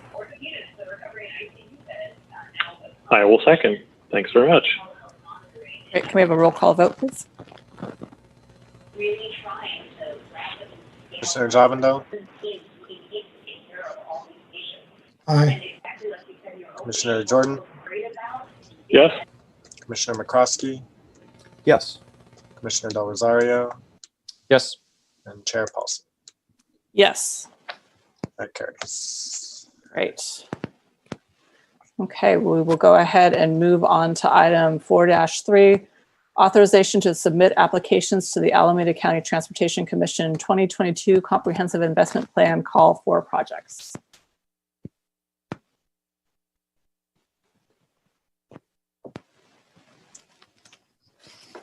Thank you, Chair. So for this item, I will present the staff report, and Robert Gonzalez, CIP manager, is also available to answer questions. So the Alameda County Transportation Commission will soon be releasing a call for projects for the 2022 Comprehensive Investment Plan. Funding will be available for bike and ped and transit projects primarily from a variety of funding sources. The projects are going to be required to be in the countywide transportation plan, and priority is given in what is included in the 10-year prioritized project list that accompanies that plan. The City of Albany has 2 corridors that are included in that prioritized project list, the San Pablo and Solano corridors. The plan gave priority to large projects and multimodal corridor projects. Within the San Pablo corridor, we have 2 projects that we are recommending that are currently partially funded. One is the San Pablo pedestrian improvements project that includes pedestrian crossing improvements across San Pablo and bike crossing improvements at the Washington Bicycle Boulevard crossing. The second project is Cordonices Creek Phase 4, which is included in the San Pablo study as a parallel bicycle route, and it also connects to a crossing point of the San Pablo corridor for our low stress bicycle network, and connects San Pablo and cross San Pablo to various recreational facilities. So I think that one has a strong case as a partially funded project with a funding gap that completes network connections to the San Pablo corridor. So still is competitive within this corridor framework. We're also recommending 2 projects that are really in the design phase, the Solano Complete Streets short-term improvements and the Pierce Street Park Bikeway. Both of those require additional design work at this stage. We don't have complete information on the call for projects. It's a pretty tight timeline, which is why we're seeking a recommendation from the commission without having seen the full call for projects. If that schedule does change, or if what's presented in the complete call for projects provides a substantial change from what information has been provided so far, we may have an opportunity to bring it back to this commission, but we're not sure yet. So we wanted to bring it today. And with that, I'll open it up for questions. Thank you. Commissioner, questions? Robert? Thanks. I had a few questions. So first is, are the 4 projects the only 4 projects that are listed in the ACTC CIP for the city of Albany, or were there other ones that you had to select from? So the countywide project list is a larger scale. So we have 2 corridors. So San Pablo corridor, we group together all of the city projects that are within that corridor as one project in terms of what ACTC sees. So that includes the project we're proposing to be submitted for. It also includes the Coronesis Creek connection. It includes Canes Adams. All of the work that we have scoped within the San Pablo corridor gets bundled together as one project from ACTC's perspective. The Solano, similarly, it was just a corridor-wide project. It's in the 10-year because we are planning to do resurfacing. So we're looking at what we can do short-term with the project we foresee within the short term, while we understand that there's additional planning work that needs to happen in terms of the broader transformation of Solano that was envisioned in that complete street study. And then there are programs aside from those corridors that are included, like programmatically our bike ped program, our street resurfacing. Those are included, but not at the specific project level. Okay. Your comments brought up another point. I think there's a component of Solano Complete Streets that's in Berkeley, and is that also included, or does that have to be coordinated with the city of Berkeley? I don't believe the Berkeley side, it was included in the 10-year project. I think ours was included in because we did have this road resurfacing that was within that time horizon. They were not putting in the conceptual level work, was not far enough along for them to include it in their short-term plan. So even at design level, it wouldn't be included? Well, I guess it wasn't included in their CIP, so maybe it doesn't qualify. What design level project are you referring to? Because I think Solano, you're asking for design dollars. Is that correct? Right. So, right, so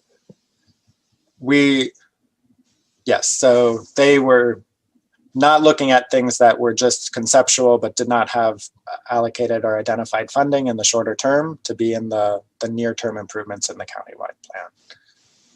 Solano was included for the city of Albany because we do have identified a project to do resurfacing on Solano within that time frame.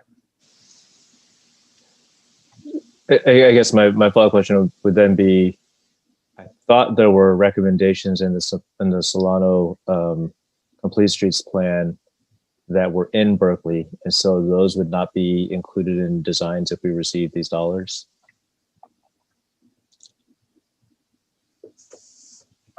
So you're referring to elements that were within our study that are overlap with the border?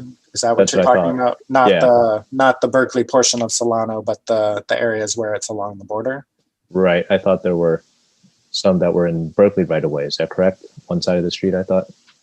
Yeah. The main one that comes to mind is the recommendation to change I think it's Tulare, like the angle approach. Yes. And Correct. I think that level of work is not what we're envisioning for the short term. So I don't know that it's an issue for here. We're looking at stuff that can be delivered with resurfacing, striping, Okay. more short-term delivery while we identify additional planning and design work to do the fuller project that was envisioned. Okay, that makes sense. My second question was related to, I believe ACTC is going to kick off some sort of near-term San Pablo Complete Streets project, and I wasn't sure if what we are recommending for the San Pablo corridor for the CIP has been vetted by ACTC, or if it conflicts in any way with what they're thinking about for near-term improvements along San Pablo. We've shared our plans with their design group, and we're coordinating to make sure we're not duplicating efforts. There's also a Caltrans project that is in the mix as well. So there's several moving pieces. We're trying to deliver the pieces that we've designed and coordinate with them on the additional elements. Okay, great. My third question is, there was the public comment, and I know that that's not part of the CIP, but I also, it was a fair question, so I don't know how that could be addressed, about crosswalks or peg countdowns on, I think, crossing Santa Fe, it was. Yeah, so I think there are additional elements that could be grouped into near-term improvements, such as signal upgrades that aren't dependent on the overall design considerations that still need to be further planned.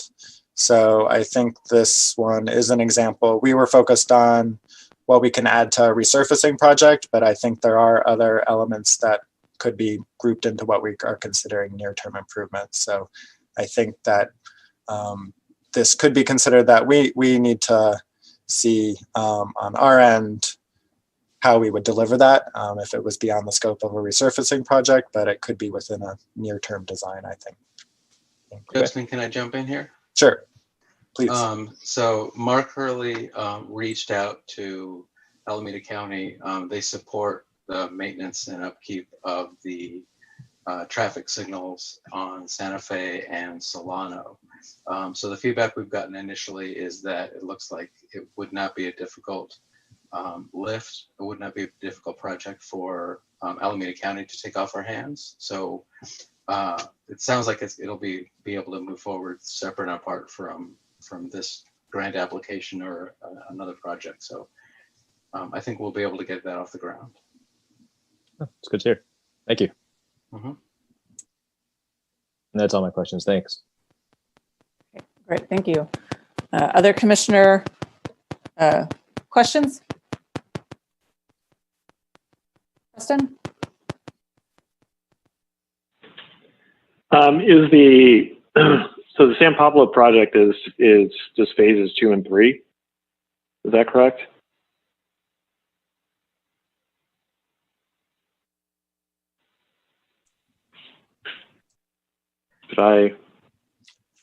Robert, how did we carve it up in the CIP? Yeah, so all the phases are in the CIP. I believe phase 1, we were going to try to package with our existing funding. So the funding gap is in phase 2 and 3. The challenge with this project has been that when we brought the whole package back from the consultant, it was $1.6 million, which was well beyond what we could manage in the CIP. So we're going to try to get essentially the Washington Avenue intersection funded through this. We will wait for the call for projects for the specific language to see what project makes the most sense. but that we would be looking at a minimum to propose the Washington Avenue intersection for funding. Okay, so that would be just part of phase 2. So it could range from that part of phase 2 to all of phase 2 and phase 3. Yeah, is what I'm hearing. Depending on the right, call. that's correct. If you look for at Justin's slides, there's just a small amount of money that's available. So we're trying to be competitive with other projects here. So we won't necessarily have a lot of room to ask for a good amount of money, but if we can focus in on something that maybe we can deliver quickly, that might serve the city. Well, I also wonder, I think, I can't recall now, phases 2 and 3, I think they involved bulb outs in some places. And I know there might be a question about building that hardscape when, who knows, 8 years later, those need to go away to accommodate bus rapid transit lanes. So, and I think the Washington crossing maybe doesn't have bulb outs. I can't quite remember, and maybe that's part of what Justin alluded to in talking to Alameda CTC and Caltrans in response to Commissioner Del Rosario's question. Yeah, phase 3 definitely includes intersections that may also intersect with ACTC's and Caltrans's project. I believe the Buchanan intersection was included in phase 3, and then other intersections, other improvements on Buchanan. So they're actually off the corridor as well. Okay. Let's see. So the San Pablo phases 2 and 3 and their Pierce Buchanan bikeway, they're not listed in Albany's updated CIP. I mean, I think they might be maybe in the narrative, but they're not listed as projects for reasons I understand. And does staff find that delivering these in the time frame of the Alameda CTC CIP and over those 2 years is within its capacity? So we were looking for design dollars potentially for those projects, not capital. We have gotten design dollars from ACTC before, and we're still waiting to see the full call for projects to know whether we think that'll be competitive for that. But the first 2 projects, the San Pablo and Cornices Creek, would be for capital. The other 2 we're suggesting would be for design, not for capital. Oh, I can see. So Solano would be for design, and the Pierce Buchanan bikeway would be for design or pathway. Okay. See, I think I might. Okay, so that answers another question. I was wondering if this Solano project included money for the repaving, but that was just designed for the complete streets elements. Is that my understanding? The short-term complete streets elements? Yes, that's correct. Okay, thanks. And in terms of Cornices phase 4, providing a link in the identified San Pablo Avenue parallel bicycle route, I can't picture that offhand. I thought the parallel route on the west side of San Pablo was Jackson, essentially. So I don't know if you can run me through verbally how this is a part of a San Pablo parallel route. There were several maps of parallel routes in the San Pablo corridor project. One included a crossover from the Greenway through Dartmouth and Cornices over to 9th. Okay. As a connection between 2 parallel routes, essentially. Okay.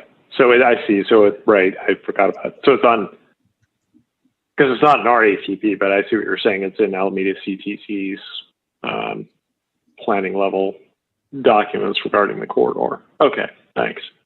Those are the questions I have. Other commissioner questions? Freed? Not a question, but I think, well, maybe it's a question. We're looking at a 1,000 foot radius these days rather than 500 feet for conflict of interest, in which case Pierce Street Park is within that distance. At least the bikeway will be. At first, my thought was the bikeway is more than 500 feet because it's only the corner of the park that's within 500 feet. But since we're going more than that, I'm going to recuse myself from the rest of this discussion.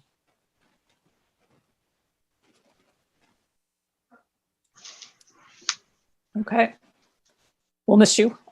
Any other commissioner comments before I open up for public comment? No, I'm not seeing any. So we'll go ahead and open it up for public comment. If you would like to provide public comment, please raise your hand. And we ask that you please limit your comments to 3 minutes. I'm not seeing any raised hands. So we will go ahead and close public comment. Commissioner comments. Preston? Well, given what Commissioner Javendel just said, it occurs to me that Commissioner McCroskey might live within 1,000 feet of Solano, and Sheriff Paulson may, I don't know exactly where your house is, be within 1,000 feet. So now I'm kind of like, uh-oh. And that's a design level project. You know, again, I'm not real familiar with these rules, and that's a design level project. So I don't know. I have to look for staff for guidance on that. Yeah, I'd have to ask somebody to look at the map. And I'm also wondering if we're making a recommendation to submit an application. So I don't know. Jeff, go ahead. Yeah, thank you. What I'd like to do is share my screen and show you a segment of the FPPC regulations. And it is this section 6, this paragraph 6. And I'll just read it out loud, but I think you might be okay. And this is written in the context of if you had to recuse yourself if a project involves construction of or improvements to streets, water, sewer, storm, similar facilities, and the parcel in which the official, you all are officials, have an interest will receive new or improved services that are distinguishable from improvements and services that are provided to received by other similarly situated properties in the official's jurisdiction, or where the official will otherwise receive a disproportionate benefit or detriment by the decision. So, certainly I think a sidewalk wouldn't trigger this consideration, and I'm not sure that I would consider the kind of the treatments that we're talking about as creating something that's distinguishable from others in the neighborhood. But I have to leave it to each of one of you individually because it's ultimately your decision. But I wanted to bring this section to your attention and try to answer questions if you'd like.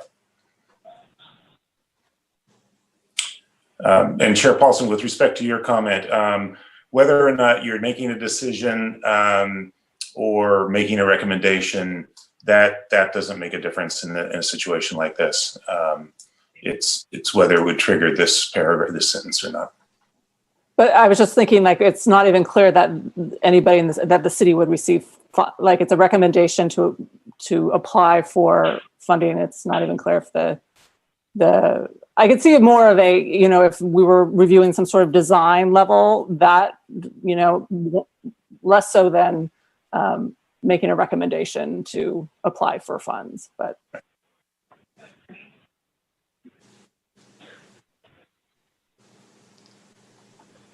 Okay, well, I can carry on from there. I think it seems like an answer, although it's not for me to answer since I'm not the subject of the possibility. I do note, because I just figured out that I could see the attendees, I do note that Jeremiah Benguilla's hand is up. So I don't know if that means that he wanted to comment on this or if it's just been left up from some previous item. Oh, it's down now. It's down. Okay. Okay. All right, I'll go ahead. So I'm wondering if the Adams and Keynes project could be added to this list because it is part of the San Pablo corridor. And a few months ago, Alameda CTC actually reached out to me to meet, not in my capacity as transportation commissioner, but rather due to my involvement with strollers and rollers, along with other active transportation folk along the corridor.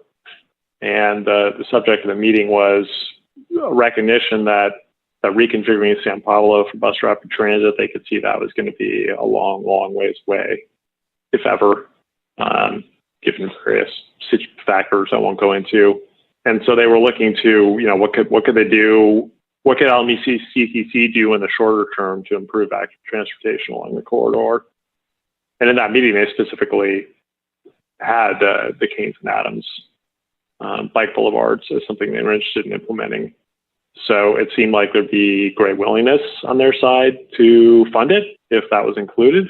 It does seem like it can be justified as part of the San Pablo corridor, since Alameda CTC staff itself brought up those routes as serving the San Pablo corridor. So it's been engineered, as far as I know. We have the drawings, so it's ready to go, and it's not funded right now. So putting all those together seems like it could be a fifth project. I'm just curious to hear the staff thoughts, if staff has thought about that, or at least reaction on the fly here.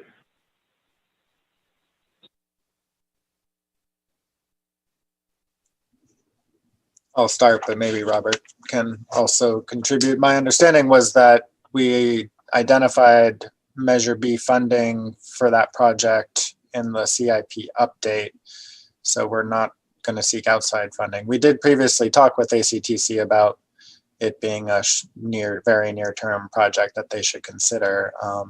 So I think it is worth keeping in the mix as we look at the criteria competitiveness of all of these projects. But I think we were looking at the projects that we had funding gaps, and our CIP update did identify funding for that project. So I think that's why it wasn't recommended here. But if you have more, Robert.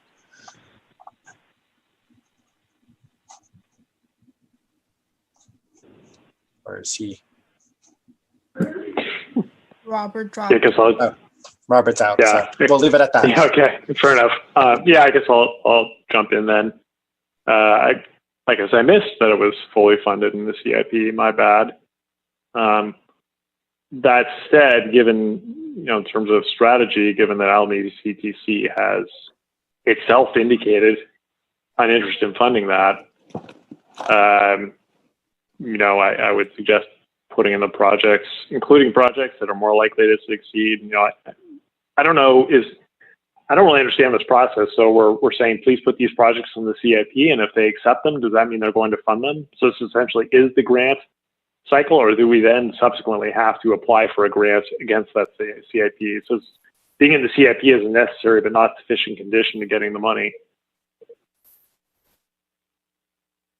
Their use of the term CIP is different than our use of the term CIP to confuse matters. So that what they're doing is a comprehensive investment plan, and this call for projects is for actual funding for projects. Okay. So if it was awarded, it would be a funding award. Okay. Okay. So it is essentially a grant. I mean, equivalent to a granting process. So, yeah. Yeah, that's a tough one. I mean, just because Alameda CTC itself has reached out with interest in this project, so it kind of makes me think, well, they probably would be open to funding it. Now, it might be that, you know, they fund this and not the Solano Avenue design or something like that, but money is money if we can get money for one or the other. So I think it's valuable to include it. And I don't know if you include it necessarily the exclusion of something else, but I just think seems like it would be tactical to include it to me. And I mean, it's a pilot the way it's framed now, so this probably can't be done. But given Alameda CTC's interests, in making this a more real route, the Canes route is essentially cut at Marin for sure. I mean, that's a pretty hard place for somebody who's biking to cross. So I had some thought of including some kind of signalization there, and at the same time including removing the bulb outs, which I refer to as a bulb out too far, because they caused a choke there that has really backed up motorist traffic. That's westbound from east of San Pablo. And so if you add in a beacon, a flashing beacon, or even a hawk signal there, then you can take out the bulb out and you still have protection for people who are crossing, and you actually make it possible for people who are biking who do not have the right of way. People who are using the sidewalks, traveling the sidewalks have the right of way, but people who are biking in the road do not have the right of way. So it's a pretty hard place to cross if you're making it a bike boulevard. But anyway, overall, I think it might be tactical to include that. So, but staff will have to make a judgment.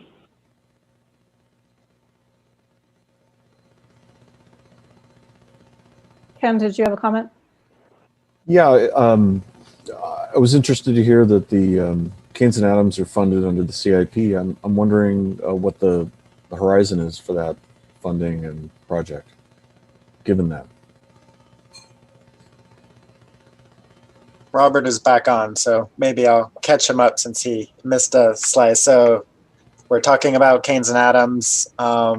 I mentioned that the reason that was not in this recommendation was because we identified it as funded in the CIP, and we were looking for the projects that had funding gaps, and we've been discussing whether it still makes sense to have it in the mix because ACTC is interested in the project, and it may be competitive.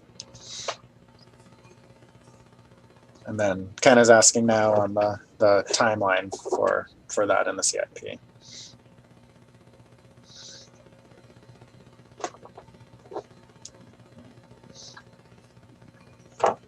Did we lose him again? Well, I can speak to what I see in the CIP. It shows 2022 as the construction for that.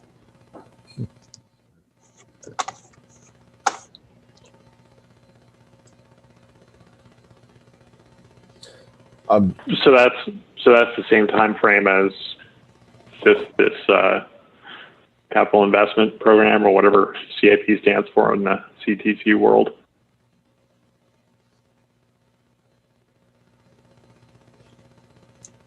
So the funding years for this award are fiscal years 21-22 through 25-26. So same time frame. Thanks. Given that, I think the 4 projects selected are good candidates for this.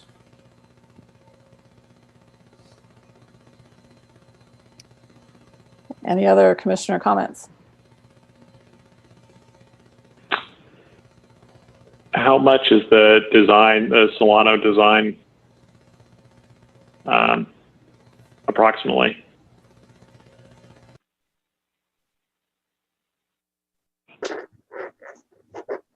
If Robert is on, he could chime in. Where I haven't gotten to that level with Public Works on what the design estimate would be that would be submitting for yet, so I'm unsure of the answer. Okay. And that's designed just for paint treatments, is that right? Like paint, maybe some bollards or something? Yeah. Yeah. And have you said that Alameda CTC, you've gotten some expression of interest from Alameda CTC on that? We got it included in the 10-year program, so Okay. it's eligible. I don't know about its competitiveness yet. Okay. And was it specifically that was included, or sort of Solano complete streets and the more generic? We submitted the more generic as a project, and we made the case that it be included in the 10-year because there was going to be a short-term phase that would be in that time frame. Right. I guess I'm just thinking how excited Alameda CTC is going to be about funding a design for just paint. I know the orientation there is, like more roll out the heavy capital projects. Although that was under the previous executive leadership. I don't know if the current executive sort of has that same sort of heavy engineering orientation. Robert? Yeah. My understanding is that there's a larger appetite for this cycle for smaller projects, both in design and capital, just things that we can, or the ACTC can deliver, quickly, especially with COVID. So I think the small design projects would be okay too.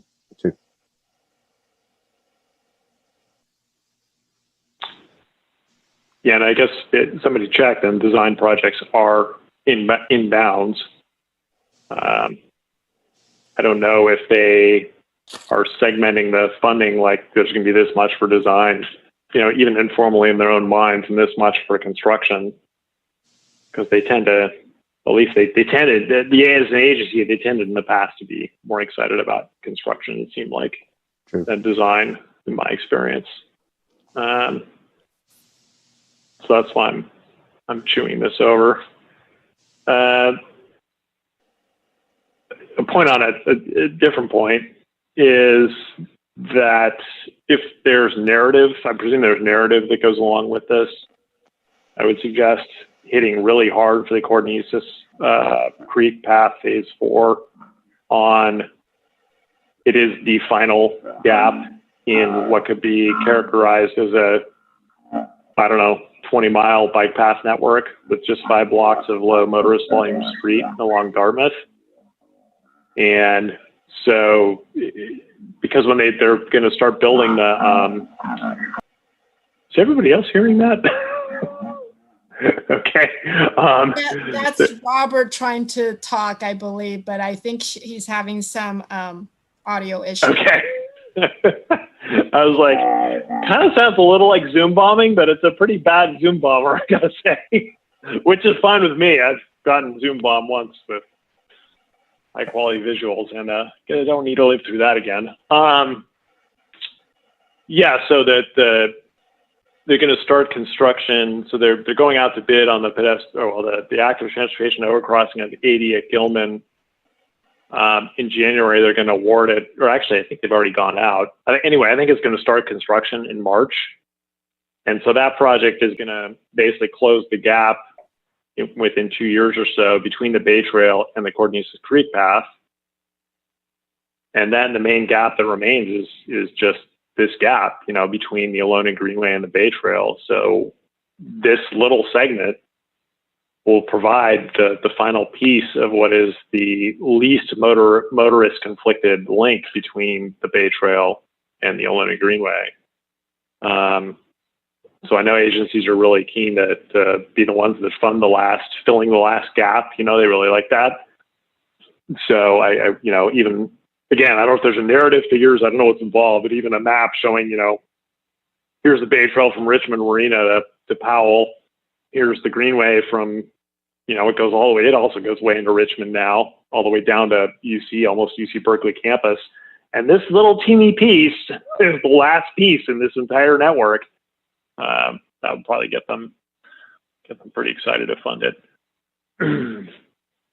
Hey, Preston, I'm going to jump in. We're at 9:28. So if somebody wants to move to extend. I'll move to extend to, what are we on? 10 o'clock? Second. I'll second. Okay. Can be me. I guess roll call. Can we all just raise our hands and say yes? Yes. Okay, great. Okay. Okay, so Preston, I didn't know if you had more you wanted to say. I didn't mean to interrupt you. No, it's okay. Thank you for interrupting me. It was worth interrupting me. Yeah, so I mean, I'm at a point where I could make a motion, but not everybody else had a chance to to talk if they want to talk. So I'm going on mute. Anybody else have comments? Nope. So Preston, looks like if you want to make a Okay. motion. I'll move away. So I move recommendation to the council to approve the submission of the 4 projects as proposed by staff for inclusion in the Alameda CTC next CIP, and staff to consider including the Keynes and Adams pilot project either as a substitution for one of the other 4 or as a 5th project.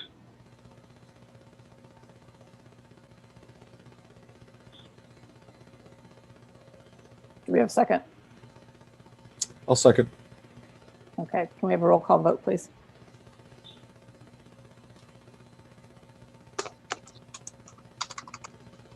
Commissioner Jordan, Yes. Commissioner McCroskey, Yes. Commissioner Del Rosario, Yes.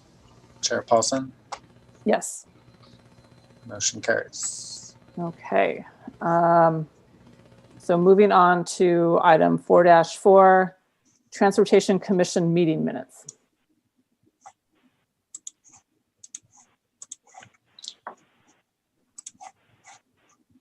So I will make this brief. Our standard format minutes and the alternative that was discussed at the last commission meeting were both provided. On the other item, the update agenda and minutes can both be found in the meeting agendas link from the city homepage and in the available archives table at the bottom of the Transportation Commission webpage. We were discussing this at the last meeting, just clarifying, and we have now added the minutes linked from that table on the bottom of the Transportation Commission page. Justin, I'm sorry to interrupt, but Fareed hasn't rejoined us and his hand is up, so I'm not sure what's going on.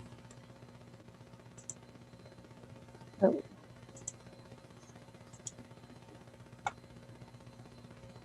There he is. Thank you. Thank you.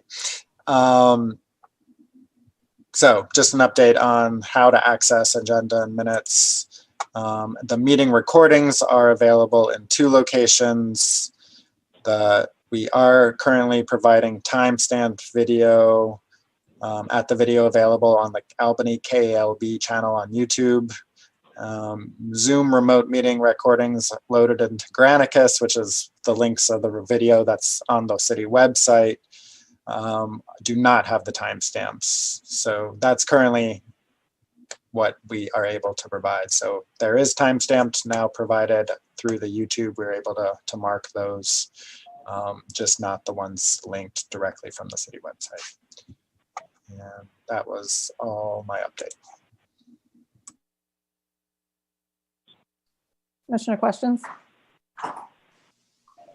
Robert?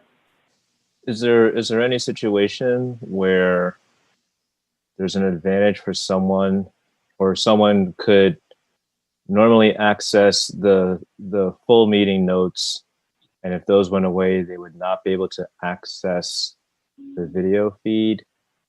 Visually impaired? Is that an issue?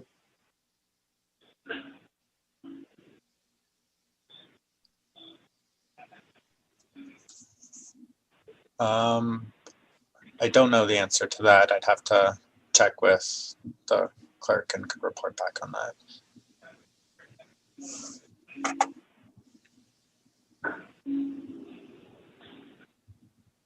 Other questions? Ken? Yeah, I looked at the 2 versions of minutes, and I guess my question to staff is, there didn't seem to be a big difference. Is it significant to staff in terms of time and money saved?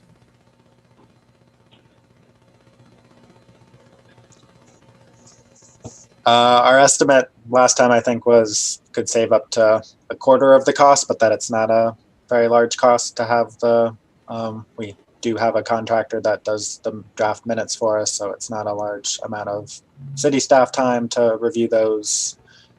So from the staff side, it's not a big difference.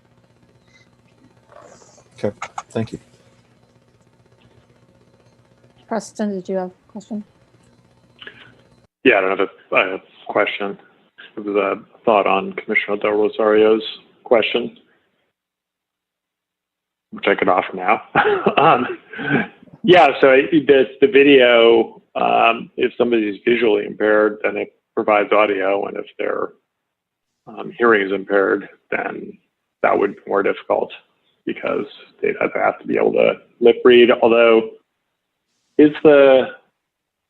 I've read there's a transcribing capability in YouTube. I don't know if that's turned on for these videos or if that's something that somebody can turn on the fly for a video. I don't really know how that works. Yeah.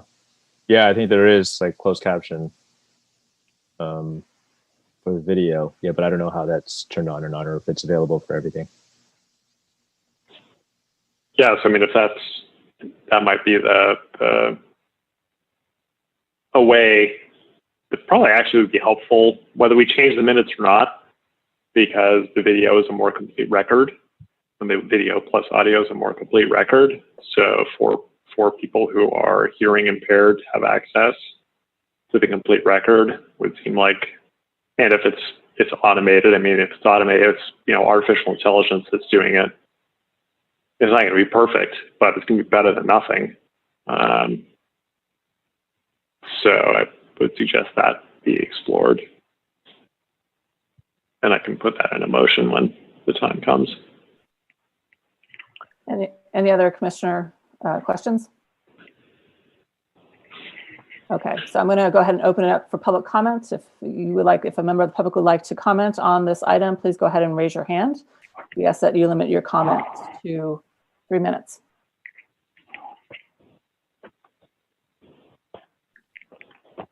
I'm not seeing any members of the public that would like to comment on this, so we will close public comments and come back to the commission. Commissioner comments. So I'm in favor of the new format, reducing the prose on the presentations, particularly because I think trying to capture the presentations in prose is difficult to maybe even impossible. And given that video is available now, I think it's worth people looking at that. So I think having more of the minutes is laid out where it's the dialogue between commission and staff, public comments, and then the action is suitable. And I think it is worth saving that money and that time. Particularly when you think about, if all, 12 bodies, 11 bodies, I can't remember how many there are now. And I know that practice varies across bodies, but it could be more substantial when you aggregate it across all bodies.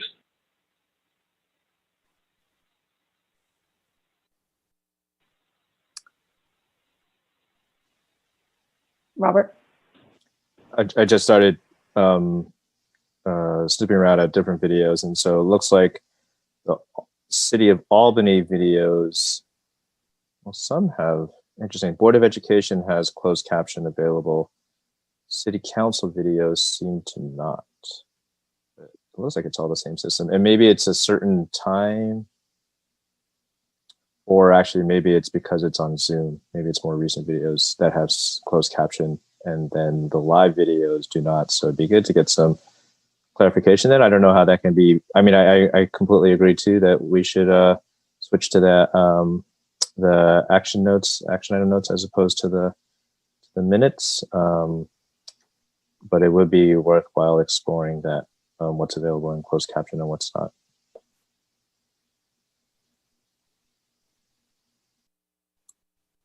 Other commissioner comments? After reviewing them, I realize I don't have a strong opinion. So I think I'm fine either way.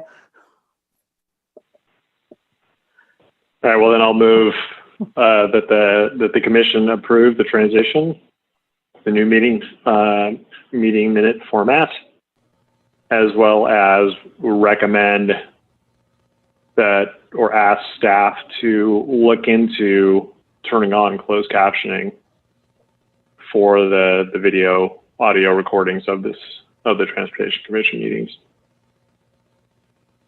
I'll second that.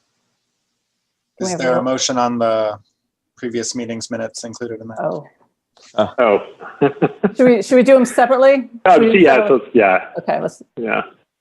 so let's go ahead and so we have a motion for this item and a second. Can we have a roll call vote on the changing the format of the minutes? Commissioner Javindel, Aye. Commissioner Jordan, Yes. Commissioner McCroskey, Yes. Commissioner Del Rosario, Aye. Chair Paulson. Yes. Motion carries. Okay, so I'll move approval of the prior minutes. I'll second. Which form? The new form. I'll second on the new form. all right, can we have a roll call vote? Commissioner Jordan, Yes. Commissioner Javindel, change in order. Commissioner McCroskey, Me. Commissioner Del Rosario, Aye. Chair Paulson. Yes. That carries. Okay. So folks, we are at 9:40. Okay, moving on. So item 4-5, report and possible recommendation from Transportation Commission Subcommittee on a potential update to the traffic calming policy. So I think I'm going to go ahead and share my screen if I have that power, which I do not know if I do, but here we go. Looks like I do. All right. So, as usual for me, prepared a bunch of slides. I'm not going to go through them all, particularly given that my machine is struggling to keep up with everything that's going on. I'm going to just jump to the conclusion of the research that we did, and then to the extent that some of these slides might be helpful in explaining that, if there's questions, we'll go to that. So the conclusion is that rather than, so there's two components, at least, that I recall to the current warrant structure. One is the 85th percentile speed of motorists being 5 miles an hour or more above the speed limit. The other is fewer than 3,000 motorists per day. So this is really only about the speed component, not the volume component. So it's not a complete recommendation. It's just on that piece. And the recommendation, after doing research and lots of number processing and whatnot, is to substitute for the 85th percentile speed requirement just the number of motorists that are traveling over the speed limit. And so what that would mean, and so this is from the perspective of risk. So in order to look at it from the perspective of risk, you really need to look at the total volume of motorists that are going over the speed limit. And this would be used to prioritize. So, probably every block in Albany has some motorists who are going over the speed limit. So this volume of motorists going over the speed limit would not necessarily be the threshold for whether traffic calming happens or not. It would be the prioritization of which blocks get traffic calming. And the city has, in the CIP, it sets aside a certain amount of capital or designates a certain amount of capital for traffic calming each year. So, whenever that comes up, however many projects at the top of the list can be done will be done that year. And then new projects can get added over the following year based on surveys that are done, and they would go into wherever they go in on the priority list. So that's the long and the short of it. I may just show this one slide. So Justin was kind enough to put together data from these various blocks that are listed across the bottom, and note Taylor's listed twice because there were two different surveys on that block of Taylor from the speed and volume surveys. And so these are all blocks that, there have been requests on over, I don't know, Justin could say over some X number of past years. And the coloration is the decision that's been made about traffic calming on those blocks or not. So red is blocks that have gotten designated to have speed humps installed. If I understand it, I don't think any of these have been installed yet. I think these are all prospective on the list. And then green is blocks that have been designated to have striping, and black is blocks that have been designated to have nothing. So what we came down to was, we were looking at the faster a motorist is going, the higher the likelihood that motorist, if there's a collision with somebody crossing the street, a sidewalk traveler crossing the street, there's a higher likelihood that there'll be a severe injury. But that effect is completely swamped by the effect of the number of motorists that are traveling over the speed limit varying by more than an order of magnitude, more than a factor of 10. So you might have, a bit of less than a factor of 2 difference if a motorist is going 27 versus 32 when the collision occurs. Might be, a factor of 1.5 or 1.6, but this is a factor of 20. And so really risk being exposure, which is how many motorists are there. And then if there's a collision, what's the likelihood of a severe injury? This completely dominates the number of motorists in the risk profile. So that's it in real brief. I can go into more gory detail, but seeing as how we have 15 minutes left, thought maybe this would be a more efficient way to approach it.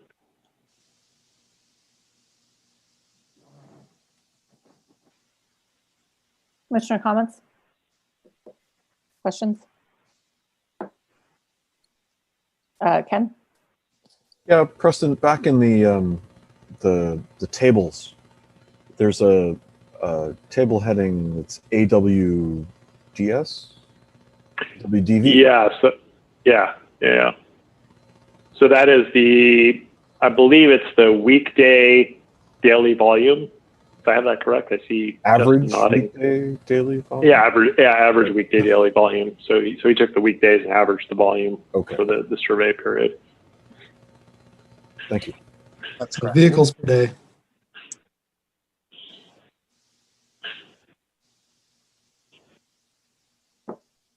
Other commissioner questions? Robert? A couple questions. Is there no value in setting some type of threshold? So identifying, here are our, top X number of as opposed to basing it on what dollars are available. Is there a sense of, these are the ones that should be high priority and that we find money for, and therefore setting thresholds for which ones are considered a high priority? Yeah, this doesn't deal with the financial constraint. This is all about the prioritization. It puts them in priority order, and then either we use the money we have available or we go pursue more money. But we start at the top of the list and work our way down, like Preston said. So it's agnostic to whether or not we pursue more money. Okay. So this is a good example right at the top of this list is, so I mean, to that point, if the city council can decide how deep in the list they want to go in any given particular year. A recommendation could come from this body to the council saying, we think this many projects should be done this year, and if that's more than the money that's available, a case could be made for doing that. But that would be its own separate process. And then noting that the council just adopted the CIP update, which the CIP covers 5 years, but it's updated every 2 years. So this one in theory would be enforced for at least 2 years. And as a part of doing that, it adopted this designation of, I think, $50,000 a year. Not that it can't be changed over the following 2 years, but that's kind of where it's at at this point. I think having brought up this table makes the point about, I think what I find more rational about doing this kind of prioritization is Masonic. We voted for speed humps on 1,000 Masonic. And that was based on recognizing that the 3,000 criteria is basically gone in practical effect because there's so many collector streets with over 3,000 vehicles per day now that have speed humps one way or another. Key route, southbound, we just heard, Santa Fe. So given that, what's the difference between 31 miles per hour and 29 miles per hour? Is that really such a magic number, given that about the same number of motorists are speeding on both those blocks? And when you look at, so this is the risk curve or the probability of severe injury curve from AAA research. You got the motorist speeding across the bottom, severe injury probability if there's a collision between the motorist and a sidewalk traveler or somebody crossing the street. Actually, pedestrian. It's not any sidewalk travel. It's pedestrian front end collision. You can see 29 to 31. I mean, there's a difference to go from 43% to 50%. So it is a change, but that change is much smaller than the differences that you see in volume from street to street. You know, so we have some of these streets with very few speeding motorists that have been met. Well, this one didn't even meet, so I'm not even sure why this one is on the list, but it's getting a speed hump, but this one is not, which doesn't make sense from a risk perspective. It's inconsistent.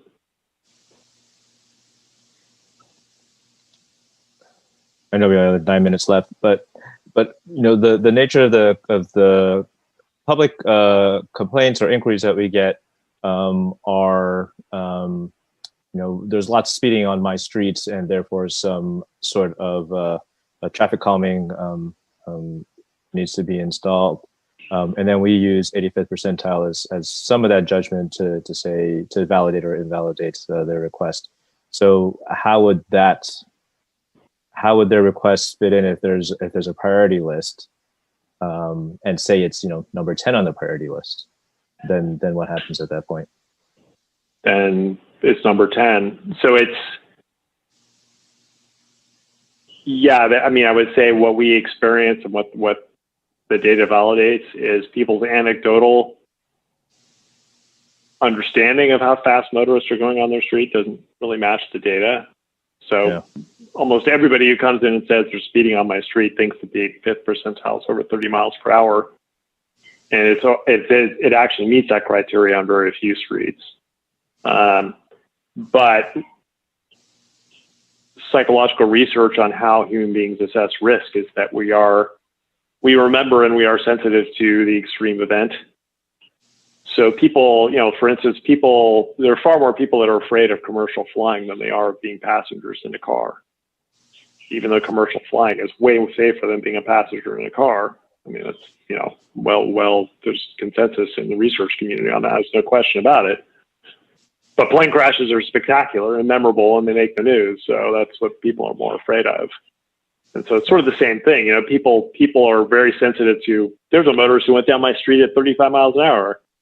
And they're not sensitive to, there's 1,000 motorists who went down my street at 27 miles an hour. But it's the 1,000 motorists who really create the risk. And I would actually argue that create even more of a quality of life impact in terms of causing fear on the street. I mean, there's also research that the more motorists there are on the street you live on, the fewer neighbors you know.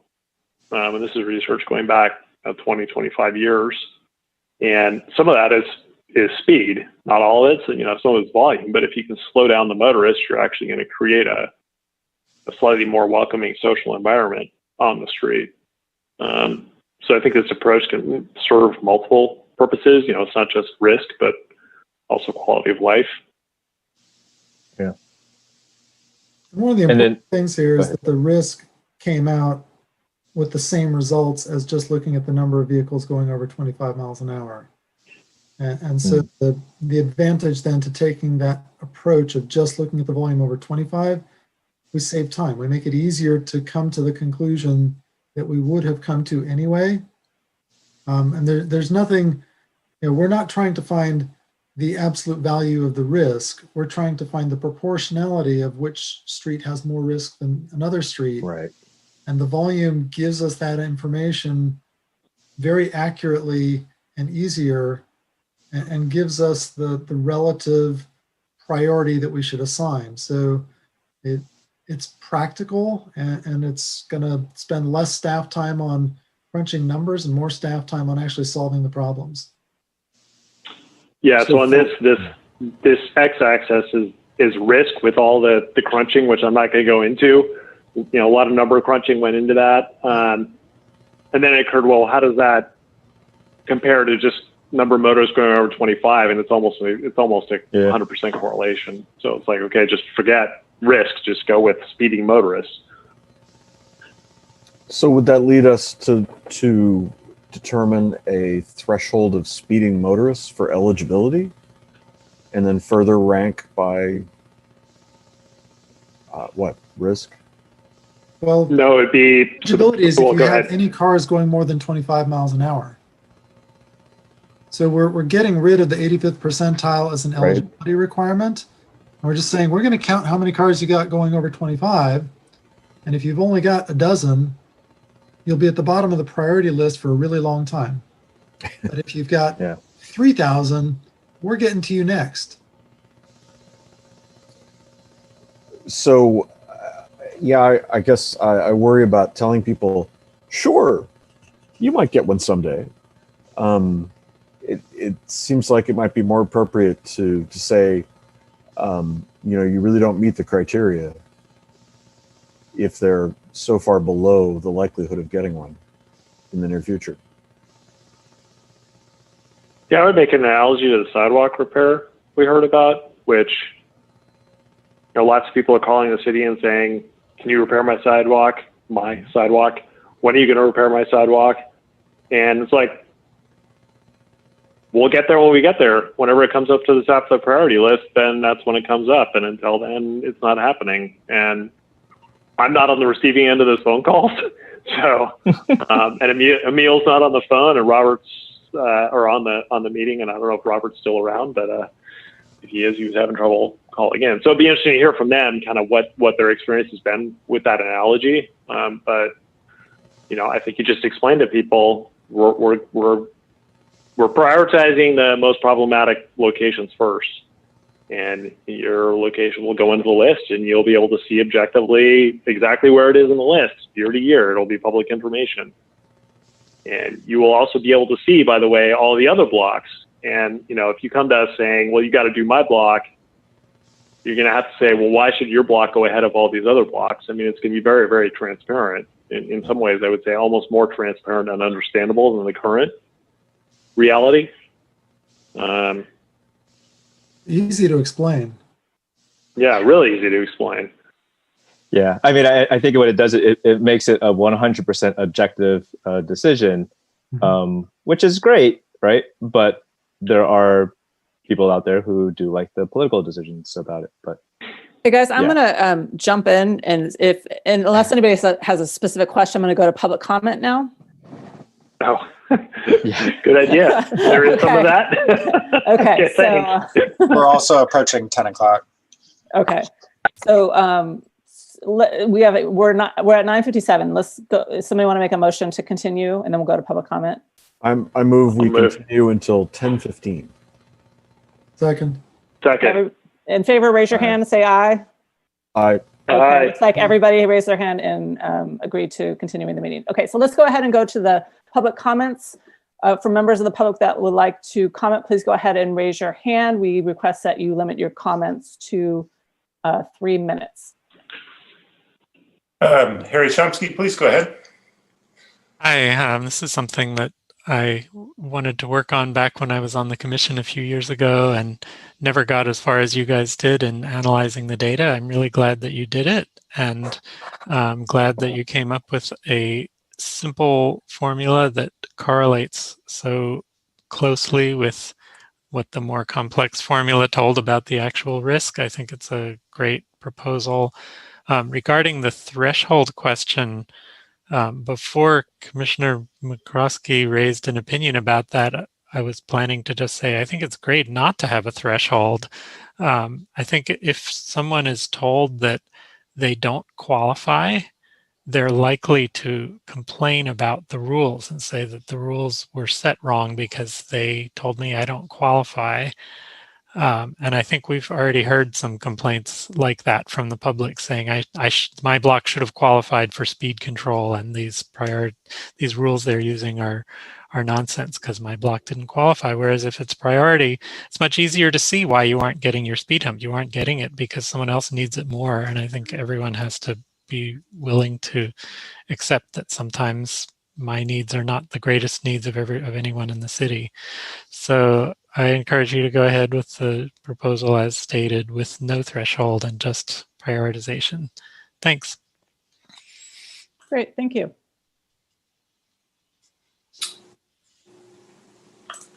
And Jeremiah, please go ahead. Hi, thank you. So the whole thing with the 5 mile an hour over the speed limit, that's a speed limit, right? 25 miles an hour is the maximum. So not only do you have people pushing the maximum going 25 and then going over 26, 27, 28, 29, 30, where's a good driver that doesn't always push it to the maximum? You know, they're going 20 because the sign says 25. So they're like, well, that's the maximum I could go. So, you know, let me drive safe. Let me go a little under, which is 20. Now, when you're driving safe, 5 miles an hour underneath the speed limit, you're able to brake quickly. You know, like a kid running out in the middle of the street, trying to chase a ball. You know, you got all these what ifs, right? A dog, an animal running across the street.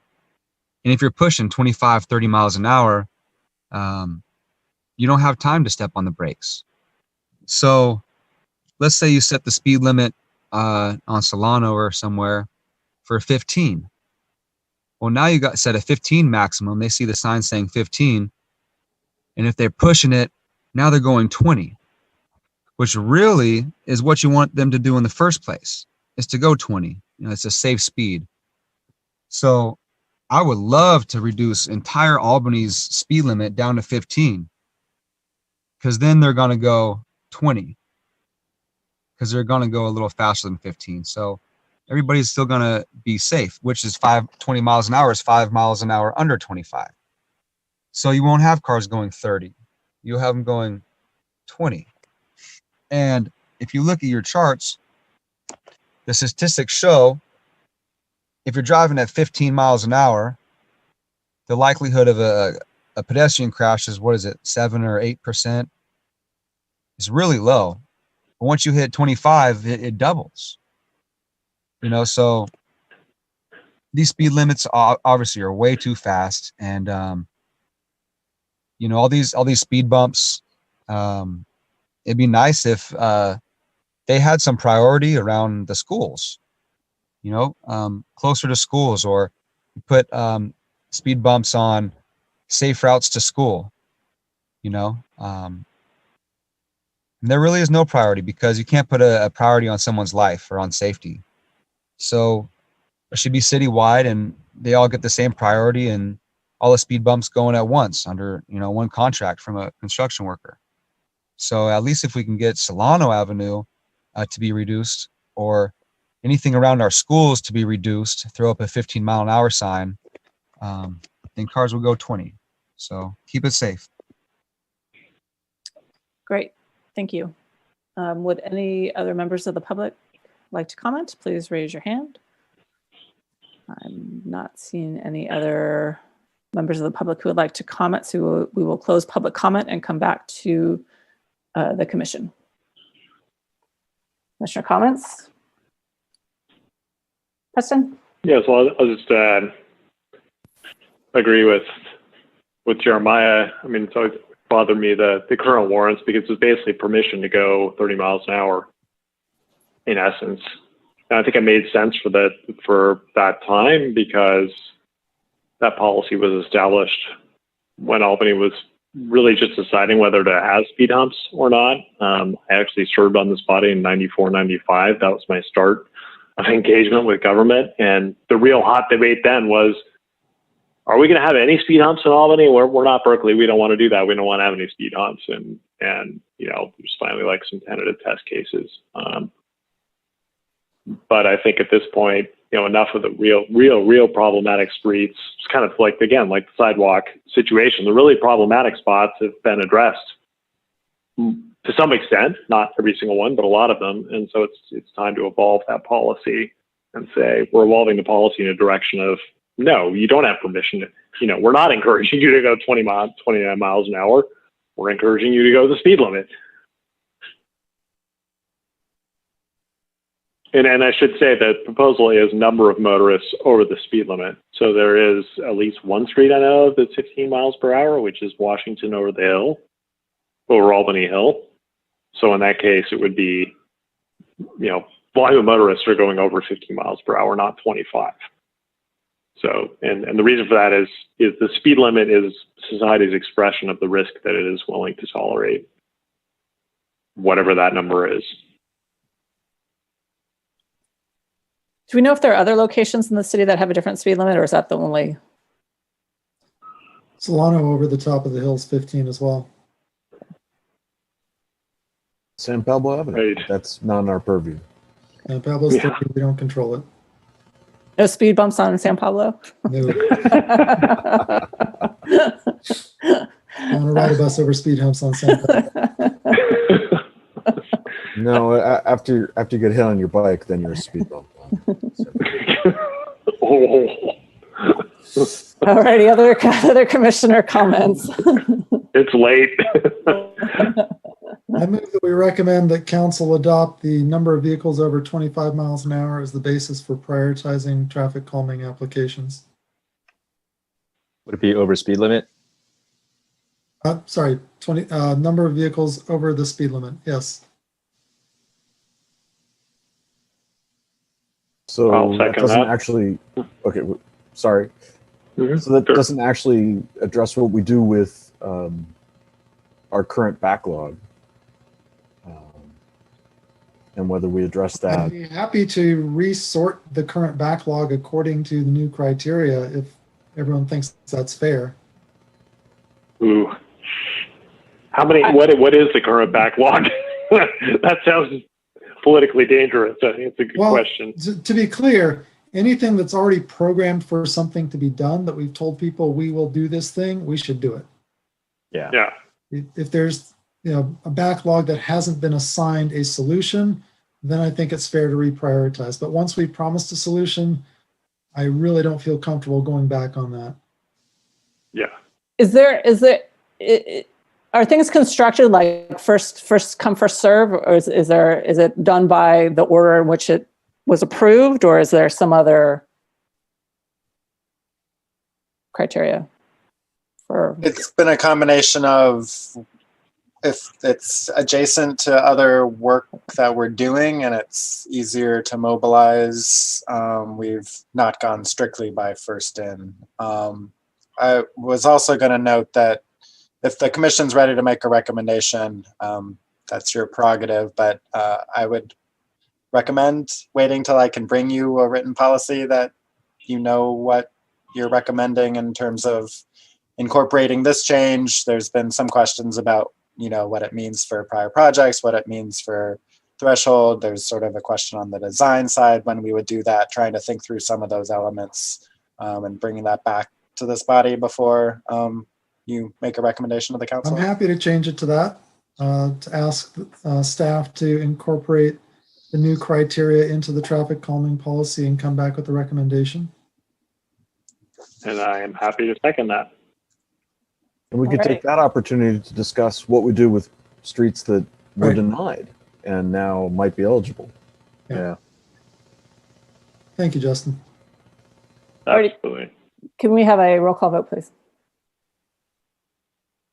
Commissioner Diamondale? Aye. Commissioner Jordan? Yes. Commissioner McCroskey? Yes. Commissioner Del Rosario? Aye. And Chair Paulson. Yes. Okay. 10:08, folks. Here we go. Announcements. 5-1, update on development of the San Pablo Avenue specific plan. Yes, hi. I will take this one on. I just wanted to let you know that there is I think we've talked a little bit about this. This is a specific plan to look at housing regulations along San Pablo Avenue. It's a project that's funded through a grant from the California Department of Housing and Community Development. And Planning and Zoning Commission has been leading this effort. They've met now 3 times to talk about it. We have a project website set up, and we have a virtual open house that's now live. It went live a couple of days ago. We've already gotten like 20-something people that have responded to it. The webpage is sanpablospecificplan.org. And if you scroll down on the homepage, you'll see a box where you can join the open house. And there's some questions they're being posed, and then the opportunity to just make some general comments as well. So we hope people use that. We're trying different ways of engaging people. And this is, we think, is going to be a really interesting way to do it. And we hope people give it a try and give us feedback on the project and give us feedback on the way of engaging with people about the project. So, be happy to answer any questions if you have any.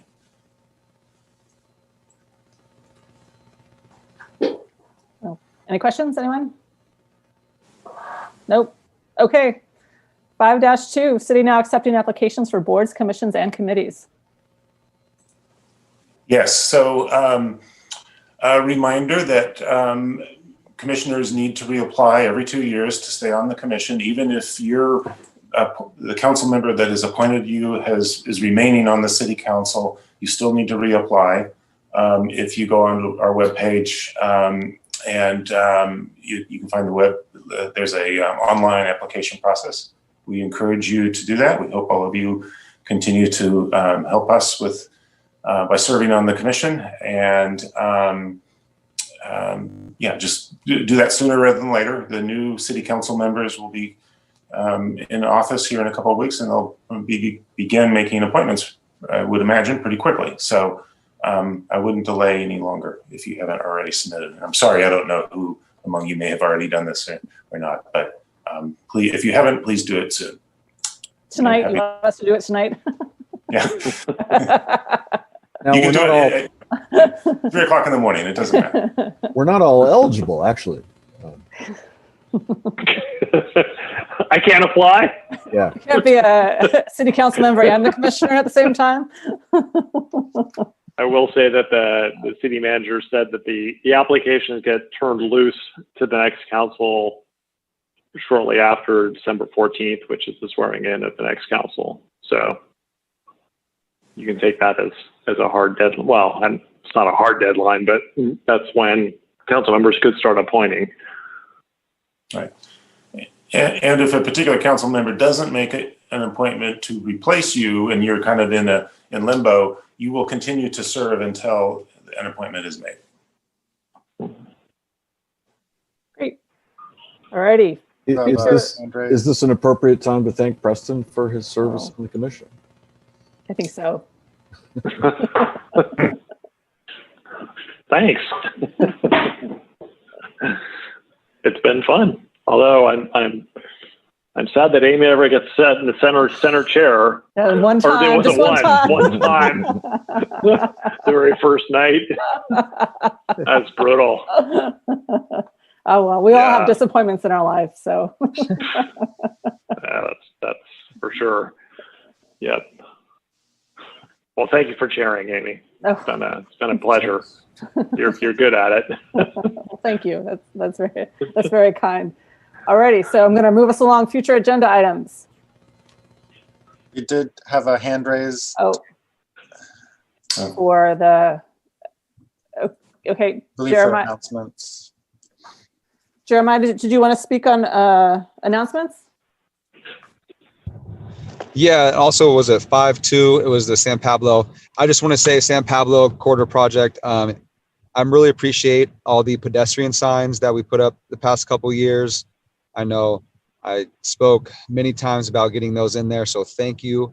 And if we could just incorporate push button LED lights on there. And then also, yes, congratulations, Preston. And also a future agenda item, if we're there, I just want to say school zones would be nice on the future agenda item. School zones for Albany. And I just want to ask if Javondale is still here, does Berkeley have school zones within the municipal code? Reduce speed around the schools. I think I checked Berkeley's municipal code book one time and I hit the glossary or the index in the back, and I just went to the letter S and it said school zone. So I flipped the school zone. And it was great. It was like all these reduced speeds, all these great things about schools.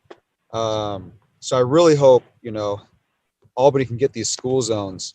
I'd really appreciate it, Ken, if we could try it, because I remember school zones was on the agenda item, and you said Berkeley has it, and it doesn't work for them. So why do we want to do it in Albany? And it got shut down with that comment. So I hope, Ken, we could give school zones a chance in Albany. You know, it could be a really good thing. You know, safety. So yeah, thank you very much, everybody, and we did a great job this year. So thank you very much. And the next meeting, I will be posting the next meeting on the Big Bellies on Solano. So come January 20 something, I'm going to post the sign right in front of the post office on the Big Belly, the Zoom ID number, the date, transportation, and safety committee. So I'm going to take care of that for everybody. Thanks. Great, thank you. Jeremiah, I'd be happy to talk with you privately about school zones again.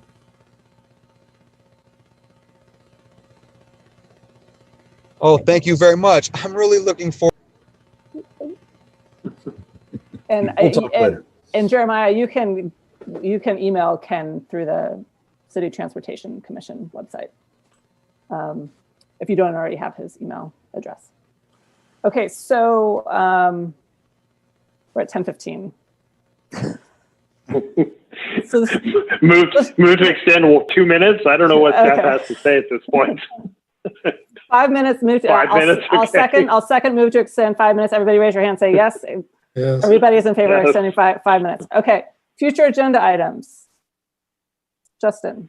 I've got 2 items that look like they're coming in the next month or two. The Ocean View Elementary rebuild request for access at Buchanan, and the Albany Trail safety improvements design is underway and should be ready to come back to the commission.